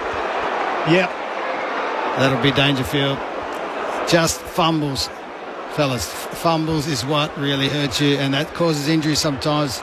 Lucky McCluggage was there. Well, Paddy Dangerfield's a victim of looked like a bit of a head clash there with Answorth, and he's going off the field now. That's Bailey, yeah, got him in the old forehead to eyebrow special. A little bit of claret coming out of the mouth of their Patrick Dangerfield as the ball is at centre half forward. Just Stewart's on the boundary. Yeah, he's got more than a little bit. He's got blood all over his face, coming from the mouth and from the eye, it looks like. Take a little bit of time to clean that one up, I think. Yep, perhaps the new jumper as McCluggage receives the ball back from the umpire. He's standing inside the centre square. He kicks it to the top of the square on the lead. Hipwood over his head, tracking back towards the boundary. Holmes picks it up, kicks it towards half-back lines with numbers. Payne, the big fella, takes the chest mark just forward to centre wing. Too slow sometimes, Payne. His teammates are out. Brisbane by 3 points, long to the goal square in the pack. They're all there in the end. Hipwood was there, Day as well. It's rushed out of play by Geelong. Umpire says throw it in. Oh, how did Levi not get a high shot there? Probably deserved it. Holmes probably got him over the shoulder. Yeah, yep. And maybe out of the boundary line, I'm not sure. I'm not sure how many marks Payne's had tonight, but it feels like he's got a lot of those kicks outside 50. He's marked them and repelled them back the other way. Right. Marks. Thrown in the right forward pocket for Brisbane. Blitzarves tried to take it out of the ruck. He's tackled by Day. And the umpire will ball it up. Solid as a rock he has been in that part of the game. Yep. Patrick Dangerfield off the field, getting his eye and his blood from the mouth treated. How long it'll take, we'll find out. Rayner tries to burst away, tackled, lost the footy, spills out. Will Ashcroft puts his head over the ball. He's tackled by Clark. Umpire will ball it up. It's 45 metres out from the Brisbane Lions goal. They lead by 3 points. 15 minutes gone. Final term on ABC Sport. Umpire throws it up inside attacking 50 for Brisbane through the hands of Blitzarves. It's picked up by Holmes. He then gets tackled off the agate. Handball back now. Falls into the hands of Closey. He extracts it from defensive 50 towards the boundary line. Great contest between Close and Dunkley. Takes the ball over the boundary line. Well done by Jasper Fletcher, who involved himself as well. It's going to be a throw in, 55 out from the Brisbane goal at right half forward. They lead by 3 points. At one stage, the Cats led by 6 goals until that withering third quarter from Brisbane. Halfway through the last now, the throw in, picked up by Blitzarves, dead set throw. Yeah, it was a one-hand offload in rugby league. That's an easy one. Going to be a free kick now to Dunkley. Dunkley now looking to go into the pocket. Ashcroft for the target. It goes beyond him to Hipwood. Fisted away by Jack Henry over the boundary line for a throw-in in the right forward pocket. I just feel like the game's right on the knife edge here for Geelong. If you're a Geelong fan, just Brisbane are repelling and taking those marks, getting it back in. They just need a bit of poise, Brisbane. Hit a target a bit short, lower the eyes. A goal apiece so far in this final term. Blitzarves wins down the tap towards the boundary line. Fletcher's hand pass close to the line and now across it. It's taken out of play by Hugh McCluggage and a throw-in. Brisbane 8-9-57, Geelong 8-6-54. Matt Clinch and Michael Price calling the action. Just Stewart on the boundary. Matthew Primus and Jason Ackermanis, your experts. A replay of last year's preliminary final. The Lions prevailed by 10 points on that night. Socket forward by Bowes for the Cats. Got it up to the wing. Payne gathers. He's tackled immediately by Shannon Neal. And the umpire will ball it up on the wing on the Stanley Street side. He has been a rock, Payne. Yeah, most of the time he's had those 2-3 errors, but other than that, he's been super in the second half. It's a crowded stoppage area as the umpire throws it up close. He had the ball knocked out of his hands, and once again it's going to be held up underneath several players. Jasper Fletcher peels himself off the Gabba turf, hands it back to the umpire who throws it up immediately. Day versus Blitzars. Blitzars clears the contest. Atkins couldn't pick it up. Enter Jai Clark. He could. Hacks it down the line. It's Neil versus Payne. It's been an intriguing contest. I reckon Payne's beaten Neil tonight. Yeah, and he takes it over the boundary line for a throw-in. Spot on there, Pricey. He has over the 4 quarters, but that's it. The team's pressure has helped him to come into the game like all great big forwards love. Once the pressure's on, they get a chance to run and jump, and he's been super, certainly third quarter and this quarter. Throwing back in. Day up against Blitzavs. Spills down the way of Closey. Tries to get a hand pass out to Close, who swings it around his shoulder. Charging out Ollie Henry. Brought it down to Nevitt. The sub gave it to Bailey Smith. Tackled by Fletcher. Gets it to Blitzavs. Can he swing towards goal? He can, but a minor score to the left-hand side. It's a 2-point game the Brisbane Lions way. Still plenty of time. 18 minutes gone. Final term on ABC Sport. Come back in quick, up the corridor, back and forth. Levi, I could be a commentator. So it's Levi to Will, back to Levi, without the scratchy throat, he kicks it down to commentary wing. Bruce Reville, handball back to McLuggage, who's been a star tonight, to left half forward to Archie. Just floated in front of Humphreys and took the mark, 60 from goal at left half forward. He's calling for the lead of Morris. Cat's got numbers deep, so he can't go long. That's why he's calling for the lead, wasn't he, Matty? He was wanting to open it up. He kicks long anyway to the goal square. It bounced off the head of Dunkley. Picked it up. There was Bailey, in fact. Got the handball away. Chased by Guthrie. Now through hands to Nevitt. It's going to be, well, that's barely the 15, but it'll land with Humphreys. He promotes it forward. That's a great lead from Closey. Hard running, he gathers at right half back, 70 from his own defensive goal. 20-year-old Ted Closey kicks around the boundary line in the direction of Ollie Henry and Jeremy Cameron. It clears both. Lester at the back. He steps over the boundary line. He turned that way, and the umpire says throw it in. For half a moment, he thought, oh no, am I in trouble here? It was a big step, Clinchy. But disguised it well. Well enough. Give it to the old fella, let him get away with a couple of professional ones, how it works, you get a bit older. 32 years of age, Ryan Lester. How many times had he thought his career is over? And yet he's continued to find his way into the side. Throw in, punch forward by Dempsey of Geelong. Lockneil races after it, left the footy behind, got shoved in the back. We'll get a free kick at left half back. He's trying to toil away. He hasn't had his biggest game so far tonight. Okay. The umpire's just told Atkins to get out from between player and the mark, and that is actually 50. There is no warning required. Anyway, through to the corridor. Will Ashcroft gathers. Has a bounce, looks for a handball. It's Ainsworth. That's a long bomb from Ainsworth. He'll direct it to the right, one behind. 58 plays 55, back to a 3-point margin in favour of Brisbane. Bailey was out there. He was filthy. Came short, and he just ignored him, went long. Ainsworth is not a known goal kicker. Use your guys who just kick the goal. Just the 2 goals in his career, Acker. Brisbane by 3 points, Hawthorn by 12 points down in Launceston against the Giants. Cats have it at left half back. Mullen looks to come inboard to Bailey Smith with that white headband on. The new Cat up towards half forward. Poor kick, turns it over. Harris Andrews takes the mark. Ollie Henry gesturing he needed more height on it. The kick into the middle of the ground finds Day from Harris Andrews. He can kick it laterally still to Wilmot, trying to stretch the field and make Geelong defend. Waits for Cameron to lean up. He takes the mark to the left of the centre circles in the middle of the Gabba. Brisbane by 3 points. A lot of stay-at-home defenders at the moment, so Brisbane need to get over it, get through it with Charlie with the ball here now. Out to Charlie Cameron on the bounce in front of Humphreys. A centering kick for Zorko. Pushing down from defence. I think the kick was intended for Cal Archie, but he got himself in the right place at the right time. And this is a crucial kick coming up from the Brisbane veteran. Are you serious? Of course he was looking for Thorpe. His best 2 kicks in their team, I tell you. Well, Reville. Who kicked that in? Cameron. Charlie Cameron centred it. Dane Zorko with a chance to try and finish it. Directly in front. 45 metres out from goal. Dane Zorko comes in. Fires towards goal. The Great Dane. Brisbane with the last 2 goals of the match. And they have a 9-point advantage here at the Gabba. 9-10-64 to the Cats, 8-7-55.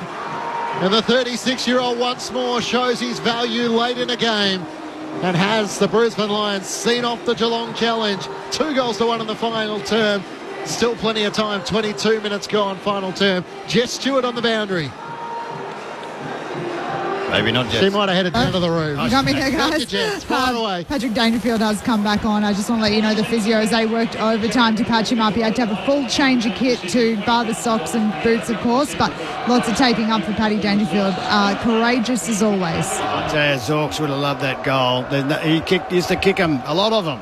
And now he's been down back, obviously, last year to fill a hole. He was supreme, and now he's still doing it. Great goal.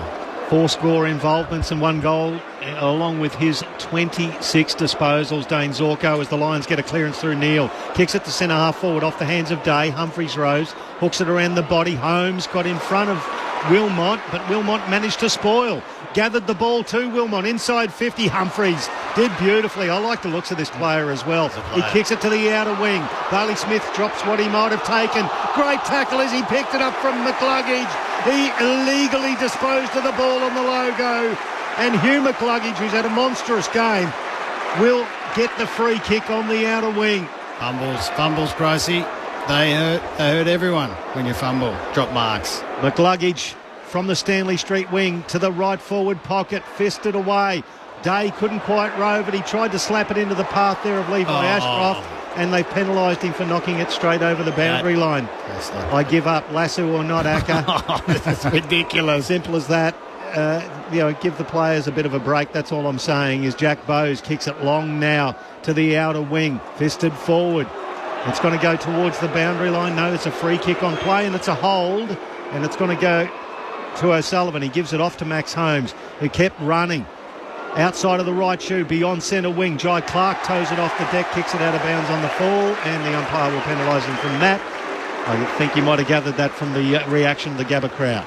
Yeah, good pressure, Rouville. They just forced that turnover. And they're still trying to play quick, Geelong. There's just under 5 to go. They're going to have to throw everything at it if they're going to get a score here or even get close, because Brisbane are in control. Full time in Launceston. Hawthorn by 12 points over the Giants. We'll bring you reaction from Tassie. There's a big mark taken on the wing. Eric Hipwood hasn't had the biggest of games, but a good moment there.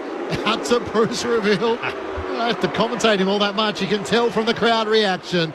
He's turning and bringing it back inboard to Answorth, who takes the mark. Centre wing on the Stanley Street side, trying to soak every minute off the clock now. He's going to switch into the middle of the ground as Andrews has space. Takes the mark as Dangerfield ran at him. Just a little bobble of the mark. Chips it to Dane Zorko. The last goal kicker for the Brisbane Lions. Can they do this for 4 minutes? No, and they won't. They can't. Zorko long, inside 50. Big fly from Jack Henry, got shoved. And a free kick going the way of the Cats. They're going to roll the dice now. He made sure the ump saw that, didn't he? Oh, yeah. It was a fair push, though, as Jack Henry kicks it to the outer wing through the hands there of Neil. Roving Stengel gets through the traffic, puts it into the corridor to find Brian Myers, chased by Charlie Cameron. That affected the kick. He went towards the half-forward line to Nevitt, the sub that was activated.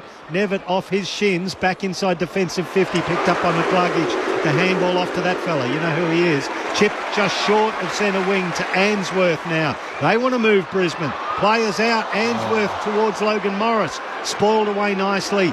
Picked up by Neil on the wing. He lowers his eyes, goes for a sizzler. Picked up by Bailey, beautifully on the arc. He sees a man by himself. It's Berry, runs into the goal square and goes boom. That's end of section. What a comeback from Brisbane against this Cats side that had him on the ropes. 10-10-70, plays 8-7-55. A 15-point margin with 26 and a half gone of the final term. That is class. That is a team that has come off a short break, Matty Promise, and their ability to change it up at half-time, bring the intensity, but then just to get their kicking efficiency up and to make a game of the pressure's been enormous, and you had to do that. And that little kick into Bailey, it wasn't the best, but it was to his advantage, and he was able to accelerate, which we love, out. And, of course, the great Jared Berry, he's my golf buddy, but that's the easiest goal I've ever kicked, fair dinkum. Yeah, you take them 7-6 to 1-1 in the second half. It's just completely flipped on its head, hasn't it? That's just a domination, not only with their pressure on Geelong, but also their ability to hit the scoreboard. 6-6-6 problem here. Geelong are trying to get a free kick, but Levi has come out. What an incredible final term. 3 goals 3 to 1 goal 1. 7 goals to 1 since half-time. Having trailed by 32 points just before half-time, the Brisbane Lions have found their best when it matters most. Blitzhouse wins down the tap. Zorko came charging in off half-back, span through traffic, kicks up towards Hipwood. He lost the footy. O'Sullivan can't gather. Taps it out to Atkins for Geelong. Got it to O'Connor. His kick found Blitzhouse. Now past to Clark, around the Stanley Street wing to Bailey Smith. Has to give it back to Clark. He looks into the middle of the ground, finds Max Holmes. Time is not their friend. He needs to try and find an avenue inside 50. Goes wide to Humphreys. He's at the edge of the centre square. Cuts back inward. Kicks on his left and right. Opens up all the possibilities. And Clark pushed forward. Takes the mark in the left forward pocket. Everyone thinking he was going to swing on his right. Casual as you like, back on your left. You read that Brisbane defenders were just thinking he's going to bang it in long to the top of the square and all folded back, and some great spaces and good running. Important shot on goal, this one. 15-point ball game. Footy in the hands of Jai Clark. Out to the left. Can he keep Geelong in it? Comes in from 35. Fires on goal. He's got it. And the game is still alive. 2 minutes to go. Brisbane's lead is cut once more. It's a 9-point game. Still a 2-score match for the Cats. Brisbane 10-10-70. Geelong 9-7-61. Jai Clark is his first of the night. Oh, that is brilliant from the Cats. You know, they are playing a bit riskier footy now. They were getting stifled in the third. But the class of their team to find the vision and not go to the obvious spots and get out to the other side. It's certainly not the easiest shot on goal under pressure, but he drilled it, and they're still in it. They got 2 minutes even. Yeah, they tried to go their last centre bounce to Dangerfield, but Zorko read it. I wonder if they'll try and get it to the ball here and see if he can burrow his way straight out the front of the stoppage.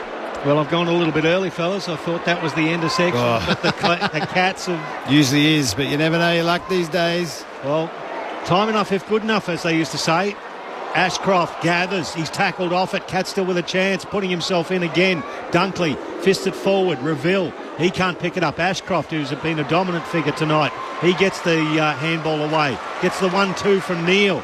The kick to right half forward, looking for Reville. Nicely spoiled by Humphreys over the line. He's impressive. Throw in. Yeah, he's impressive, that Humphreys, isn't he? Probably the first time I've seen him, but yeah, wow. So good, yeah. Had a great game against the Saints last week, I thought, as well. Probably Geelong's best in that flogging. Crowd posted it's 27,966 in at the Gabba for a Saturday night. Given the wet weather around Queensland today, a good effort from the throw-in. Fort got it to the back. Geelong are desperate. Clark trying to break it clear. Gathered by Berry. Kicks up towards the 50. It ricochets off Morris and goes out of play. The umpire says throw it in as a few Cats try to appeal for insufficient intent. I wonder if they're hoping, Clinchy. What do you think's going to happen? It just came off his shin. Oh, yeah, that's deliberate. Yeah, like he really wanted to. There's 2 players there. Straight off the shins. 3 goals to 2 the way of the Brisbane Lions in this final term. Blitzhouse and Fort. Blitzhouse knocks it down to Atkins. Kicks Geelong up the wing. Payne well set.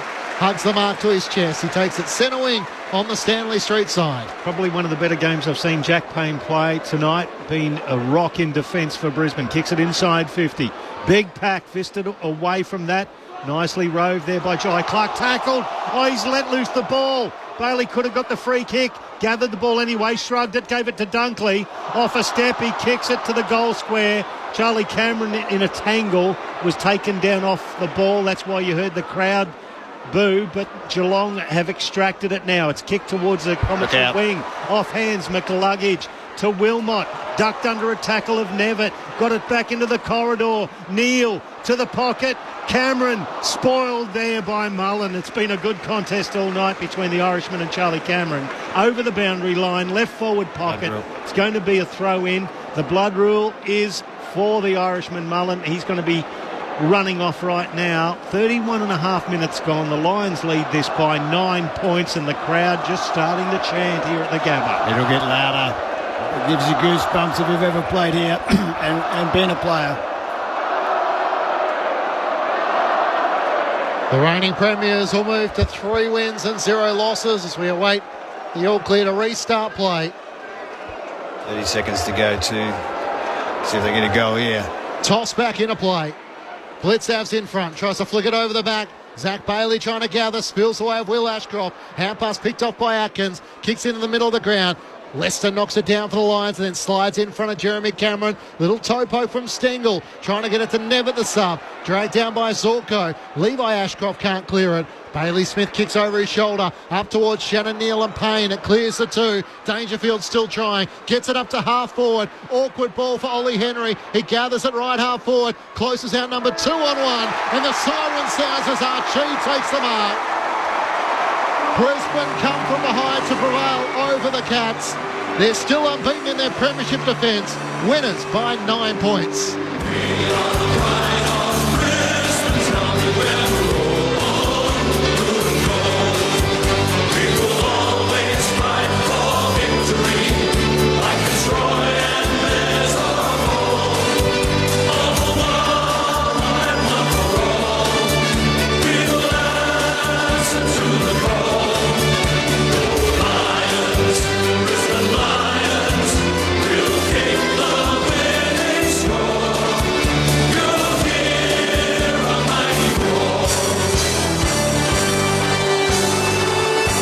Led by 8 points at quarter time. They got out by 26 points at half time, having led by 32 during the second quarter. And then the Brisbane Lions held the Cats goalless. They held them scoreless in the third quarter, 4 goals to none, and then 3 goals to 2 in the final term. The Brisbane Lions led by a point at three-quarter time. They run out 9-point winners, 10-10-70 to Geelong 9-7-61 in front of 27,966 fans. The Brisbane Lions still unbeaten in their premiership defence.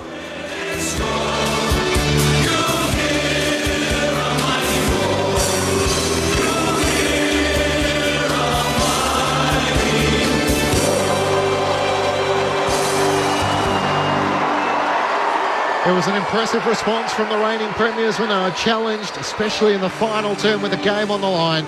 Patrick Dangerfield kicked the first goal of the final term to put Geelong in front by 4 points, but Brisbane answered with the next 3 goals of the match before Jai Clark kicked the last of the match. Brisbane by 9 points. They had 10 individual goal kickers: Jared Berry, Will Ashcroft, Levi Ashcroft, Morris, Zorko, Rayner, Charlie Cameron, Hipwood, Bailey, Reville was the goal kickers for the Brisbane Lions. Meanwhile, for the Cats, 2 to Paddy Dangerfield, individuals to Jeremy Cameron, Holmes, Clark, Dempsey, Ollie Henry, Close and Blitzavs. Brisbane winners by 9 points in what was a thrilling night at the Gabba. Jason Ackermanis and Matthew Primus with their thoughts. Yeah, it had everything tonight. That first half, great domination from Geelong. They came to play. They brought the heat. They really, last week, were physically, I think, monstered by St Kilda more than anything. But credit where credit is due. They were just so sharp and clean. Geelong in that first half, Brisbane had to step it up big time. That's not really a standard we don't expect from Brisbane. But when they bring it and what can happen to the opposition, you know, it does put you on the back foot and you can cough it up, and the Lions get shots on goal as they did, and they had to kick them. Not a high-scoring game, really. 70, they usually kick over 100 here, 70-61. But Matty Primus, you'd be pleased as a coach if you're in that box and pat yourself on the back with some of the moves. But they made some changes at half-time, and they did what they were asked, and I think they got the result they deserved. Yeah, I think we were speaking about at half-time, Mackie, just the belief in Brisbane have in what they're capable of doing. You know, winning a flag last year, what that does for them. You know, they have really only played a half against Sydney, a half against West Coast, and a half against Geelong tonight, but they're 3-0. And their belief is, okay, Geelong played a great style of play for them, and a taxing style of play, and maybe that is why they ran out of gas a little bit, but just their belief to go, okay, yeah, we're going to fix up one of these 2 little things, but in the big context of things, they out-hassled and got stuck into Geelong when they had the ball, and then when they got the ball back, they played it exactly how they needed to do, and just their belief to be able to do that just for three-quarter time. Their belief was, we're going to win this game. Yes, that was a tight last quarter, but you could just see the confidence in them, and when they really get going, because they still have got injuries in their front half, and guys still coming back into a bit of fitness, and a later pre-season, all those sorts of things, they're in pretty bloody good shape. And really nothing from Kai Lohmann. Unfortunately, the injury, he copped a little bit of a knock again, so we'll have to see how he is. Their forward line not only is it's misfiring, but it's never really had at the moment the arsenal at its full power to be able to exploit oppositions, and they're still finding amazing ways to kick goals, I should say.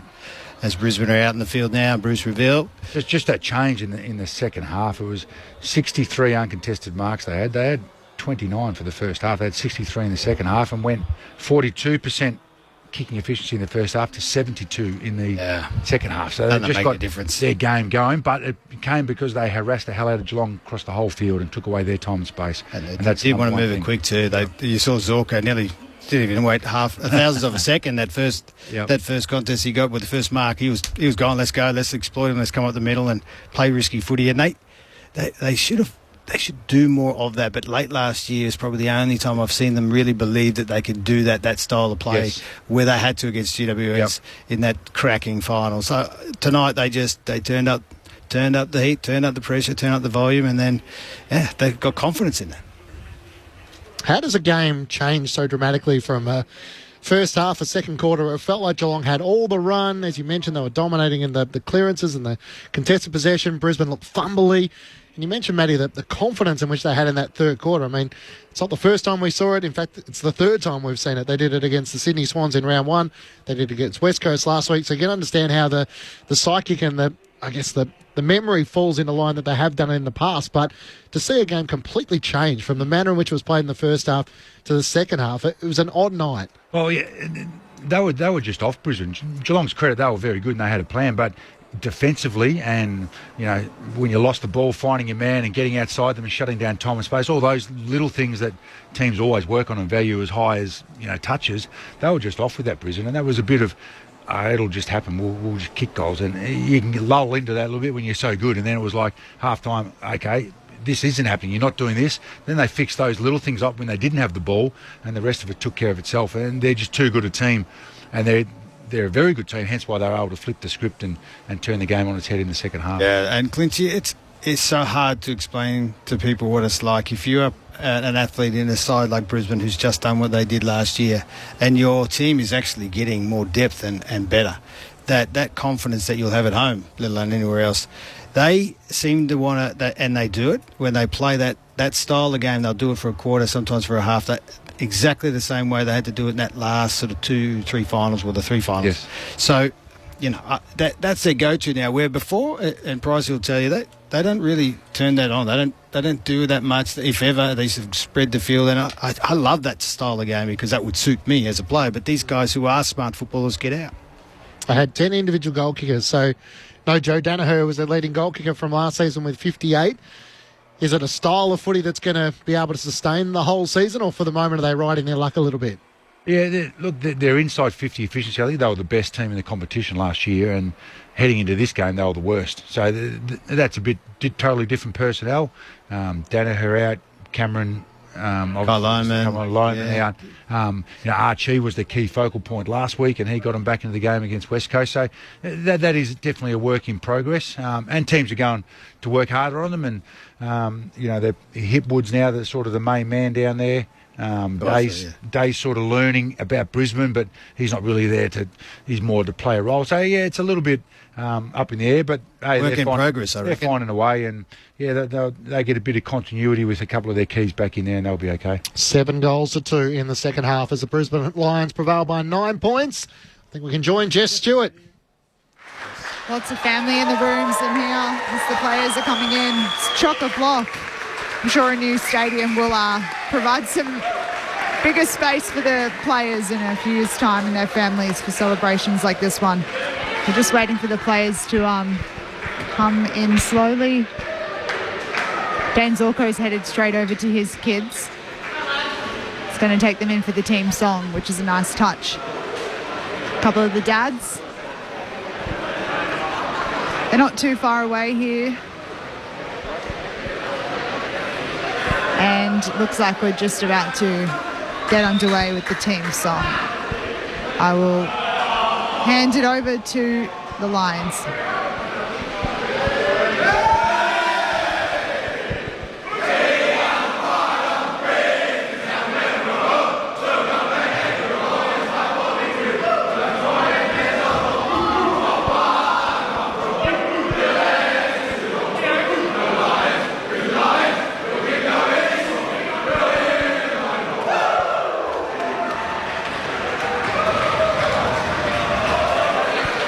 Brisbane Lions winners by 9 points at the Gabba, 10-10-70 to Geelong 9-7-61. The Lions unbeaten so far this season. Of course, this was the rescheduled opening round match, which had to get pushed into the bye for both these sides. The Cats turn their attention to Melbourne on Friday night, while for the Brisbane Lions, they have the Tigers at the MCG. So good chance for Brisbane, having been to Sydney, to now head down to the MCG. And, well, that old MCG record is a story of the past. So good memories there last time they were there. That's right. Great That's memories. right. It's not an easy place to win. It's the most unique ground in the AFL, that one. And they play it so well. So, 3-0. That's a good start for a team that won last year. Well, I mean, you don't want to forecast too far in front, but they have Richmond at the MCG. They've got the Western Bulldogs in gather round.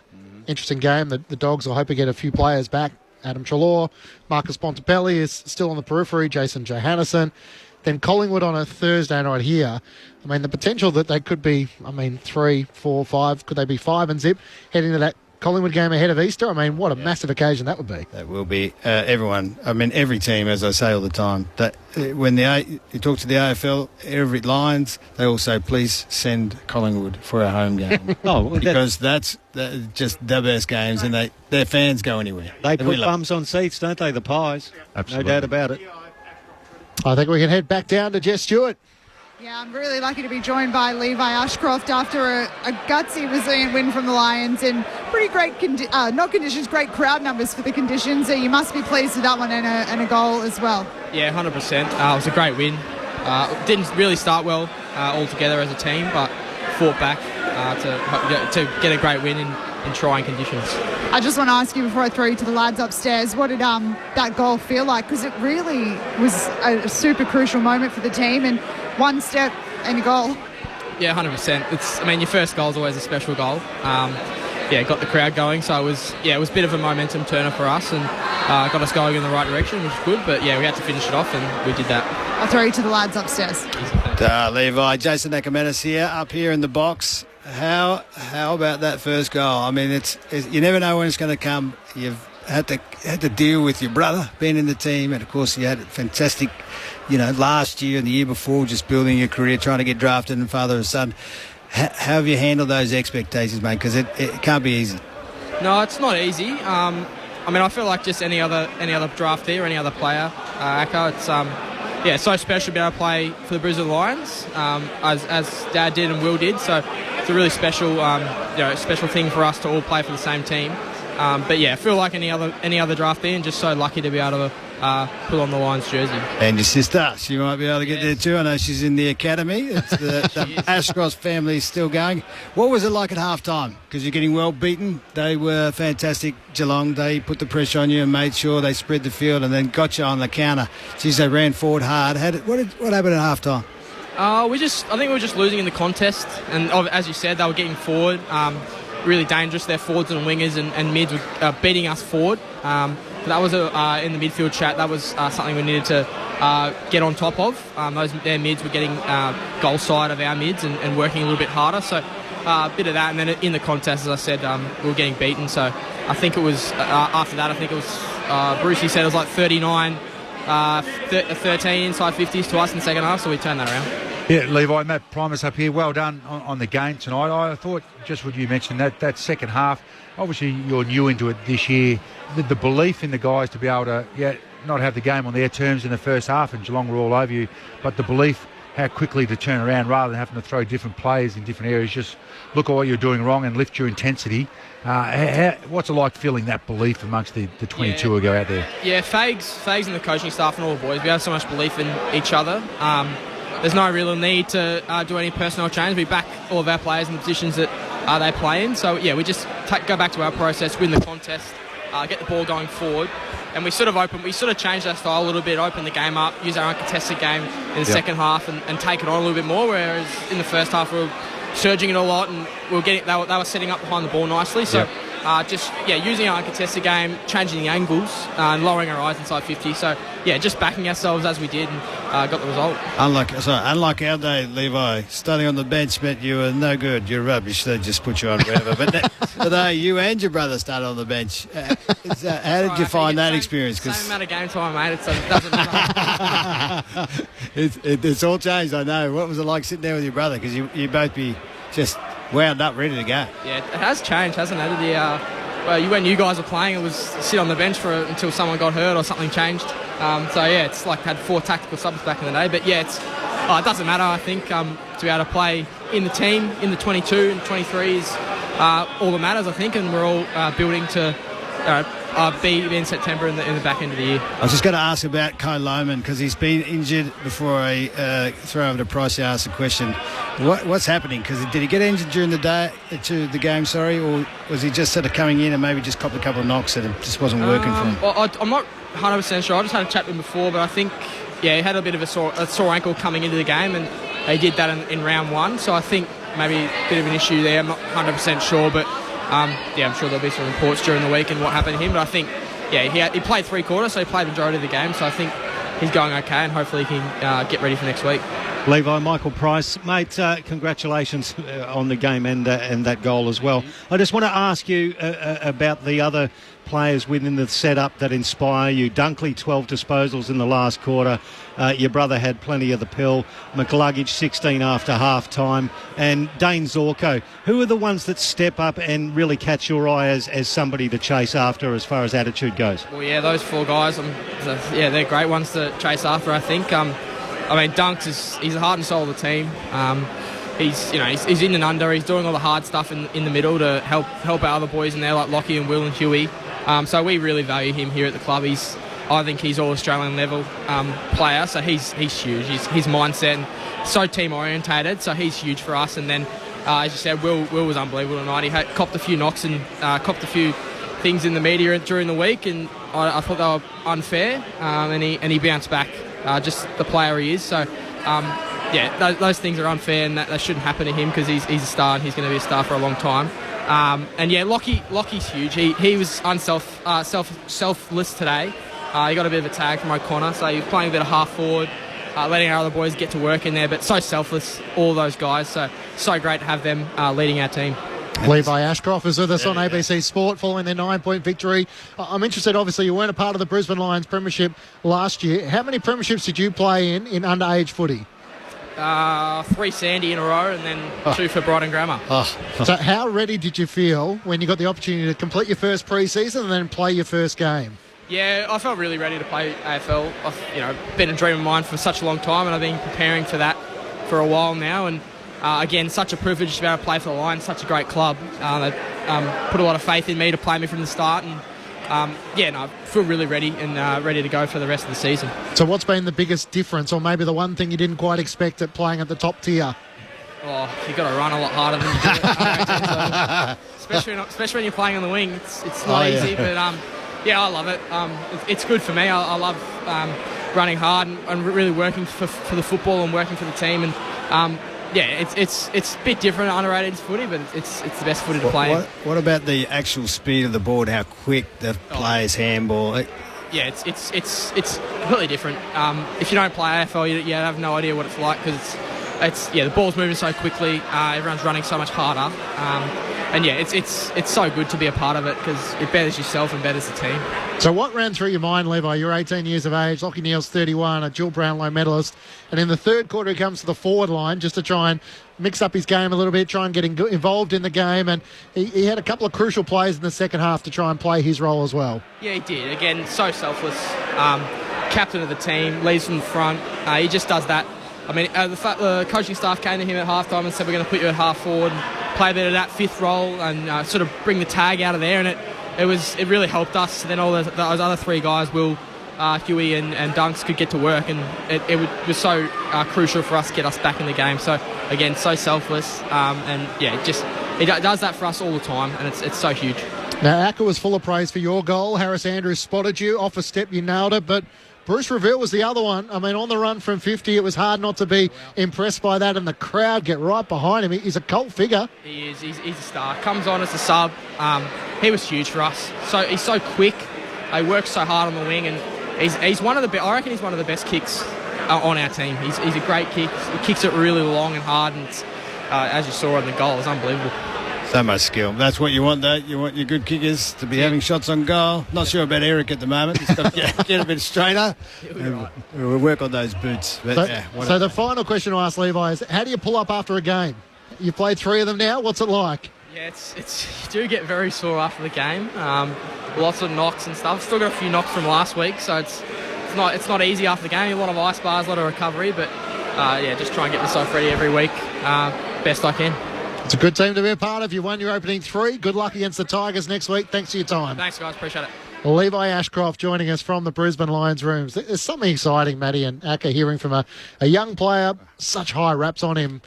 You know, the second son of Marcus, and the expectation around what the Brisbane Lions' future might be with him included. And to hear from him just how humble he is and the hard work that is involved, even when you are one of the most promising juniors coming through. Tough gig, and he is. Honestly, he's handled it so well when you consider, what's just happened in front of him. But he's such a super talent too. And, even before I even heard about, Will, I was hearing about Levi. So you knew he's such a different character to his brother. And it's not till you actually meet him and talk to him do you realise how much more reserved, say, Will is, which seems crazy, right? He's out there kicking goals, winning Norm Smiths. But his brother is just Levi's so much more sort of vocal, and he gets it all out off his chest. You won't die wondering with him. He'll be the straightest shooter of all time, and I enjoyed listening to him. And how professional they both are, as you say. You get to know them. They are just pros from when they were 15, preparing themselves for AFL. So to have them walk into your team straight away, normally you got to with draftees is spend a couple of years teaching them how to build their body and do this and prepare and recover and talk. They've got all that down pat straight away. Not to say that it's easy for them, but they walk in and then they just got to worry about fitting into the footy team. It's a great luxury for Brisbane to have, and a credit to those two how they've been brought up. And Levi had. Not the full pre-season. He had quite a limited pre-season after that off-season shoulder surgery as well. So even more impressive the way he started his career coming off a limited pre-season. Yeah, not like our day. I was going to ask how it's different compared to when you guys first started. Well, it depends on what team you went to and it depends on your talent. But, I mean, if you think about it, like some of the guys and some teams made you just play like 50 reserves games, even though you were good enough to play in the ones. Like that's a crazy era, I know, but it just shows you they put them in now. They're top draft picks, and the rule is basically if you're top 10, you should be playing in the in the AFL straight up. So they're much more prepared, obviously, coming in. They've especially a couple of years in the gym and down to Victoria when they're in that program. They train at other clubs and they get to spend a bit of time here and all those sorts of things. They're super prepared. And they come through like both Ashcrofts. I know they came through the Lions reserve side as well when they were still not quite drafted yet, but they would get a taste for it, get a taste of being within the club, being within the setup. So, again, I think all clubs do it beautifully now and just really sort of drip feeding their young stars into their systems. There's something to be said about those academies, isn't there? The opportunity to get the players in, give them a taste of what it's going to be like, and the jumper presentation in which Will made the reference that his dad, Marcus, presented him with his jumper, so here I am doing it for you. And just a simple message of play your role. We'll be proud of you. Just go out there and do your best and play your role. Whereas when you're a high draft pick, the expectation is you want to be the next Gary Ablett, the next Jason Ackermanis. You want to be the next, Lockie Neal, the next dominant midfielder who can set the game alight. And yet there's clearly an expectation here of just try and play what we need you to do. And it doesn't get any better than Marcus telling you that. Marcus played his role and played 300 games doing that and played in 3 flags. So, whatever. He was a really good midfielder, and then by the time he was getting a bit older, Lee said, man, you got to go to half-back and you got to play that. And he off he went and played that, and then away they become, and then, hey, if I could do that, imagine playing 300 games and winning 3 flags. No worries. Wow. So it's, it is hard to get them because they want to be the dominant players, and it makes it a bit easier when they come into this team. They don't have to be the gun, the dominant player. They just fit in and find their groove, and away they go. Where if you go to a bottom team, the expectations are like, look what Harley Reid's going through at the moment. Harley Reid, Jason Horne-Francis. We can run through a whole You're going to pull us out of this mire where these two don't have to worry about that because they've got 10 other A graders, and then the rest are all B graders too. So they've got an amazing team. How many junior flags did you win? 1. Yeah, me too. I'm just trying to work out he's played in 5 premierships in 3 years. Five. So I felt a bit sorry that he missed out on the Brisbane grand final. Then I'm thinking, I don't feel as sorry for you now. You're probably playing one throughout your career at some stage. He had one in juniors. I had one in juniors. Obviously, the seniors are a bit different, but that's so hard to win. I don't know how he could do it. It's just going to be expectations. Just roll in and win another one. Flags. Oh, wow. Brisbane winners by 9 points over Geelong, 10-10-72. The Cats 9-7-61. We'll come to the Geelong side of things in just a moment, but the 10 individual goal kickers for Brisbane. Dane Zorko is a player who, every time you think he's starting to reach the end, he finds a new way to sort of reinvent himself, and that role across half-back has been his. He was an All-Australian a couple of years ago, came up late with a big goal, just put himself in the right place, and no bigger sort of praise than yours, Aka, coming to him, that you feel like he's one of the most reliable kicks in the team. Oh, it's the elite kick. There's no doubt about that. Even when I saw him on Monday, we're having a chat about things, and, you know, his attitude is wonderful. Hey, I'm going to play for as long as I can. Come get it. Come get it. Come and get my spot. If you're that good, I won't leave until someone's better than me at it. And at the moment, there's no one. Not really.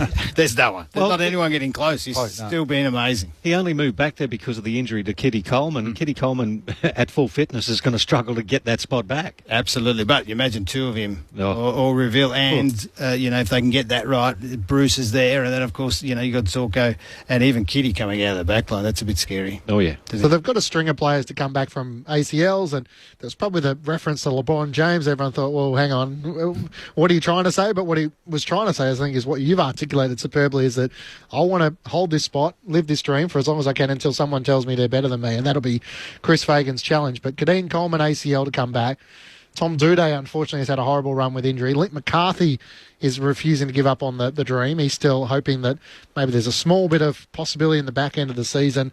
And Brandon Starcevic is the one we spoke about, unfortunately, 3 concussions in 12 games. So probably a conservative approach for him, but they're the scary ones once you start to get a few in a row, and the contact becomes minimal, and you wonder about how much of it becomes the history of what has taken place. Yeah, we always wonder, and you never know, but they've now got, as I found out, so, you know, with head concussions, they've now got one where you can get one as a live patient. You know, usually you had to be deceased to get actually found if you have it, and right, you can get the scans now. So things have changed in that space, but yeah, that's the last thing you want. The worst thing as an athlete, anytime you get an injury, it just kills your self-confidence. But when it's like that, the great unknown, it's probably scarier than just, you just got to, you know, it's all muscle. You got to tear. It's so different. So hopefully they get him back. But yeah, they've got a lot to look forward to. But Geelong, you know, another gallant and, well, it's not really gallant, but, you know, noble, what do they say, honourable loss. But they were fantastic in the first half. Yeah, and they gave themselves a crack, didn't they, late? But it sort of always felt like they were sort of a goal or 2 away from really where they were in the second quarter, where they're playing that blistering footy. And I suppose the question is going to be how reliant they are on their stars. I know Tom Stewart tonight, missing someone of that calibre, how much of an impact does it have on the group when you maybe are just a little bit short in the midfield? Yeah, a little bit short, and I reckon they played differently to how they normally like to play. That was more to stop Brisbane, and it just goes to show you just got to be prepared every game, because St Kilda have improved, but Geelong should have beaten St Kilda last week. But then you lose that one that you probably should have won, and then it puts you under the pump for this game here. And now they're 1-2, where, you know, they could have been 2-1. And but they'll go back. What have they got? Another 5 or 6 games down at Skilled Stadium. Normally about 7. I think they play at Kardinia Park. Yeah. So they'll be okay, and they've got a fair bit of youth coming through their team too. So they'll be thereabouts towards the end of the season. They've got a couple of really good ones coming through. I love that Humphrey. So I just love the way he works. I love O'Sullivan as well. He's just a smooth-moving big man. Just like the looks of him. And you go through it, how good has Bailey Smith been for them in 2 games that he's played so far? But he's certainly presented very beautifully in the first match against Freo. And then tonight I thought he was one of the better ones for the Cats as well. They're not missing that much, though. Tom Stewart out. Jed Buse is out with a finger injury. Cam Guthrie, can he finally get his body right? He's got an Achilles injury. Jake Kolajasny. Toby Conway signed a long-term deal, but he's got a back injury. He's sort of the next big guy, but it's probably not big guys they're missing. Tanner Bruin's the other one who's out at the moment. So probably their best team, with the inclusion of Tom Stewart, is probably out there at the moment. And they need more, or maybe a little bit more out of the likes of Max Holmes, Patrick Dangerfield, Tom Atkins, Myers. Myers. They're so talented. you know, and just getting the ball in their hands. You know, so tonight was a step forward for them. Playing the reigning Premier or a team that just won, you're always up in a bit. Yeah, absolutely. And you know, as the team that if you were the team like the Lions, you know that every single side is going to just be wound right up, and you've just got to absorb their punishment, and then you can give it back, and then you can break them, you know. That midfield depth of the Lions is quite frightening too when it comes down to it. You can take Lockie Neal out of a game as evidence. Finally, we've been saying it for years. He's got to have another string to his bow. He's got to go forward. Yeah, but if you take him out of the game, who bobs up, and you end up with Dunkley, who popped up with 26 disposals, 9 clearances, and 6 tackles as well. It's more the efficiency. Like that was what was really hurting the Lions in the first half, and that picked up so much. I mean, Bruce, for example, only had seven kicks, but he hit the target every single time. Yeah. So you can see if he can, scale out and extrapolate and get out for a full game. I know the fellas would love that. That would be another. Oh, how much more depth do you need?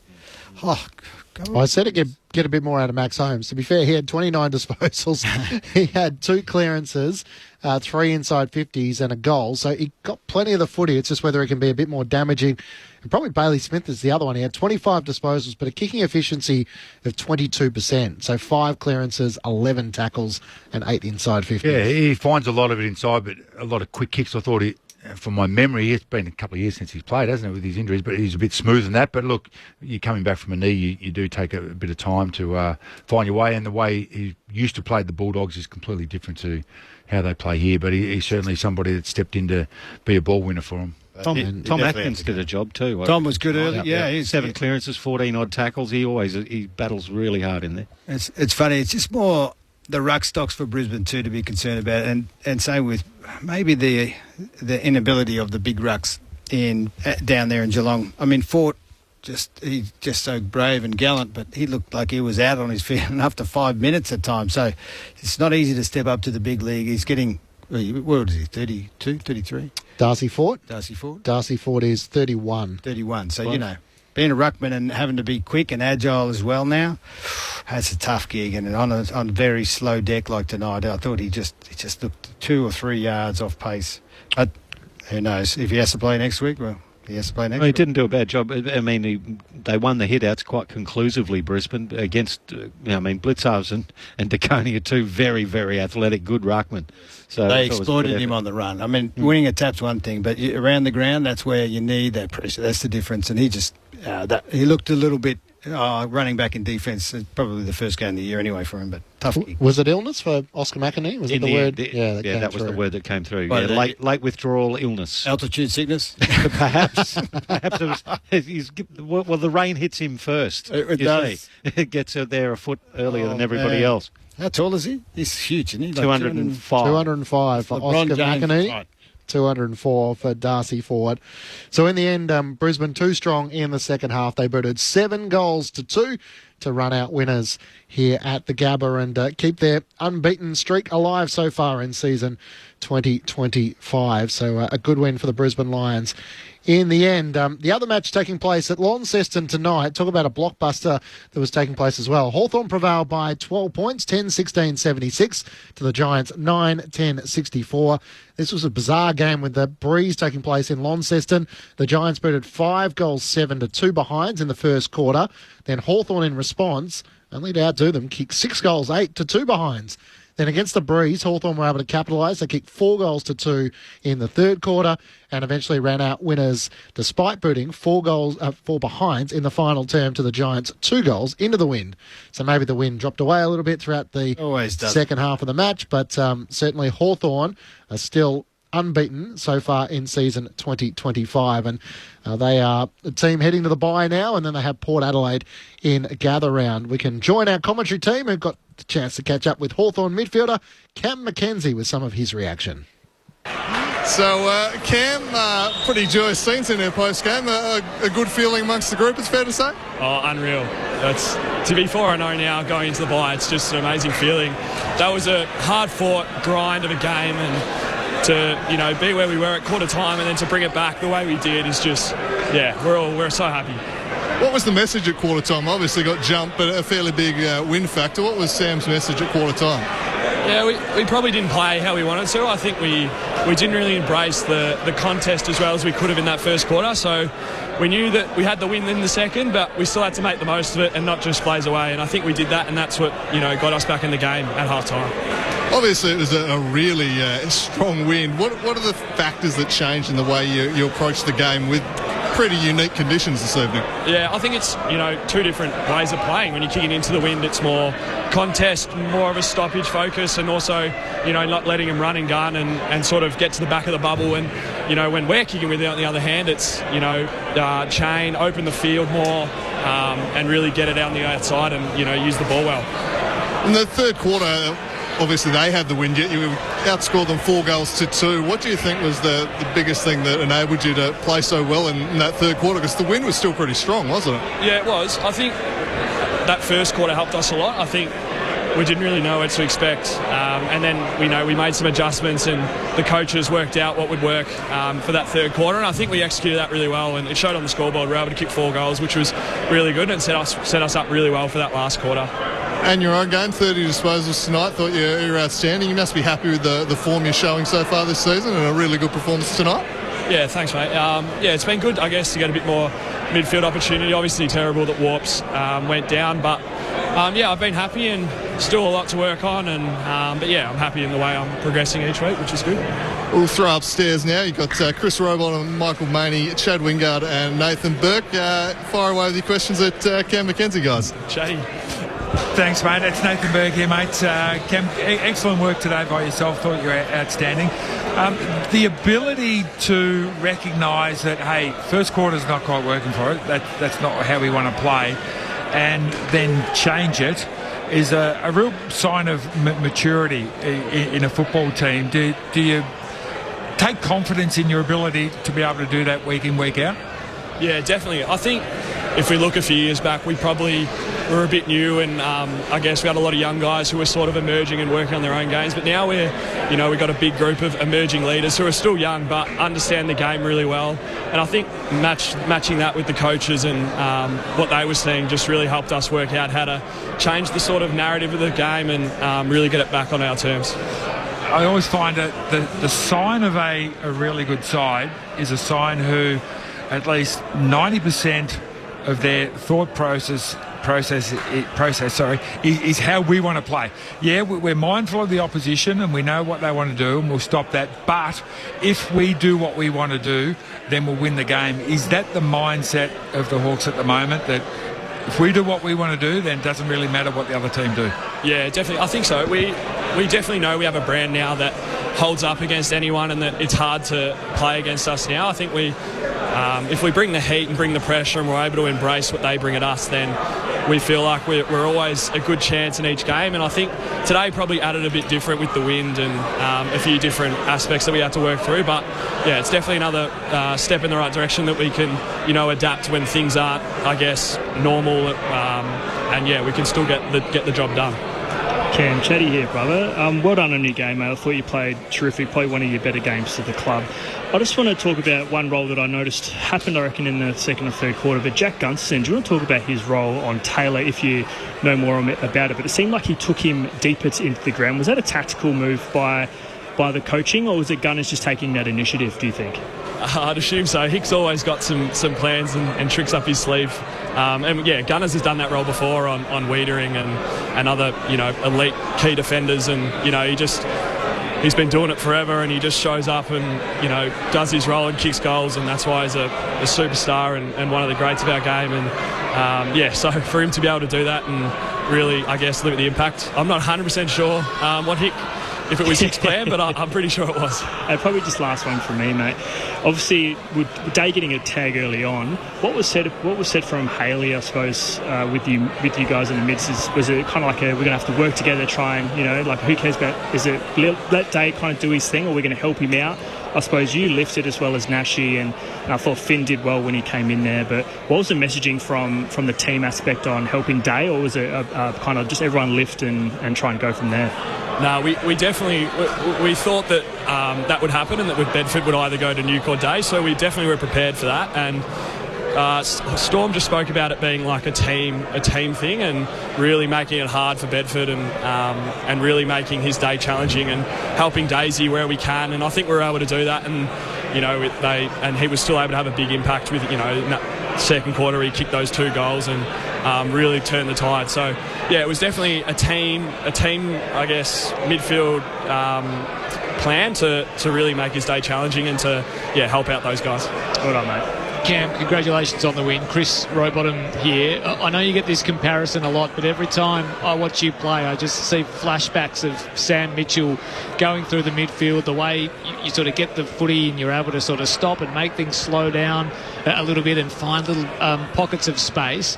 How close do you work with him as your coach, and how much do you actually model your game off him? Do you model your game off him, or is it just a coincidence that you look so similar to him when you're running through the midfield for the Hawks? Yeah, I mean, it's pretty cool to be compared to, such a great of the game. I know he's my coach, but it's still pretty cool. And obviously I was a Hawks fan growing up, so I watched a lot of him when I was younger, but I never really I never really saw that comparison until probably I started at Hawthorn and people started to sort of mention it. Now I know, the hair and the way I guess we sort of move, it's pretty cool, and we sort of joke around a bit. And he says I've still got no left foot, which he was obviously a freak at, so he's always getting into me and saying I need to work on that.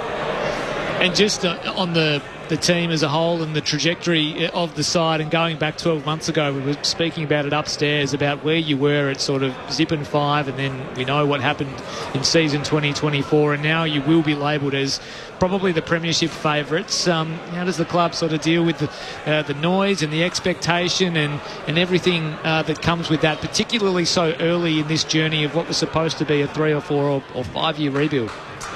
Yeah, I think it's just embracing. This, I guess, pre-season and early part of the year is definitely, like you said, been really different to, I guess, my first 2 years. And I guess that expectation of us has really lifted. But I think it's where we want to be. We want to be playing in the big games and, I guess, be, a team that's really watchable and people, really enjoy watching us play. So that's where we want to be, and we've just sort of embraced that and just kept about our own business, kept working hard at training and not getting ahead of ourselves. So yeah, we feel like it's really cool to be where we are now, and I guess I'm really happy that it's happened fast and that we're really playing some good footy.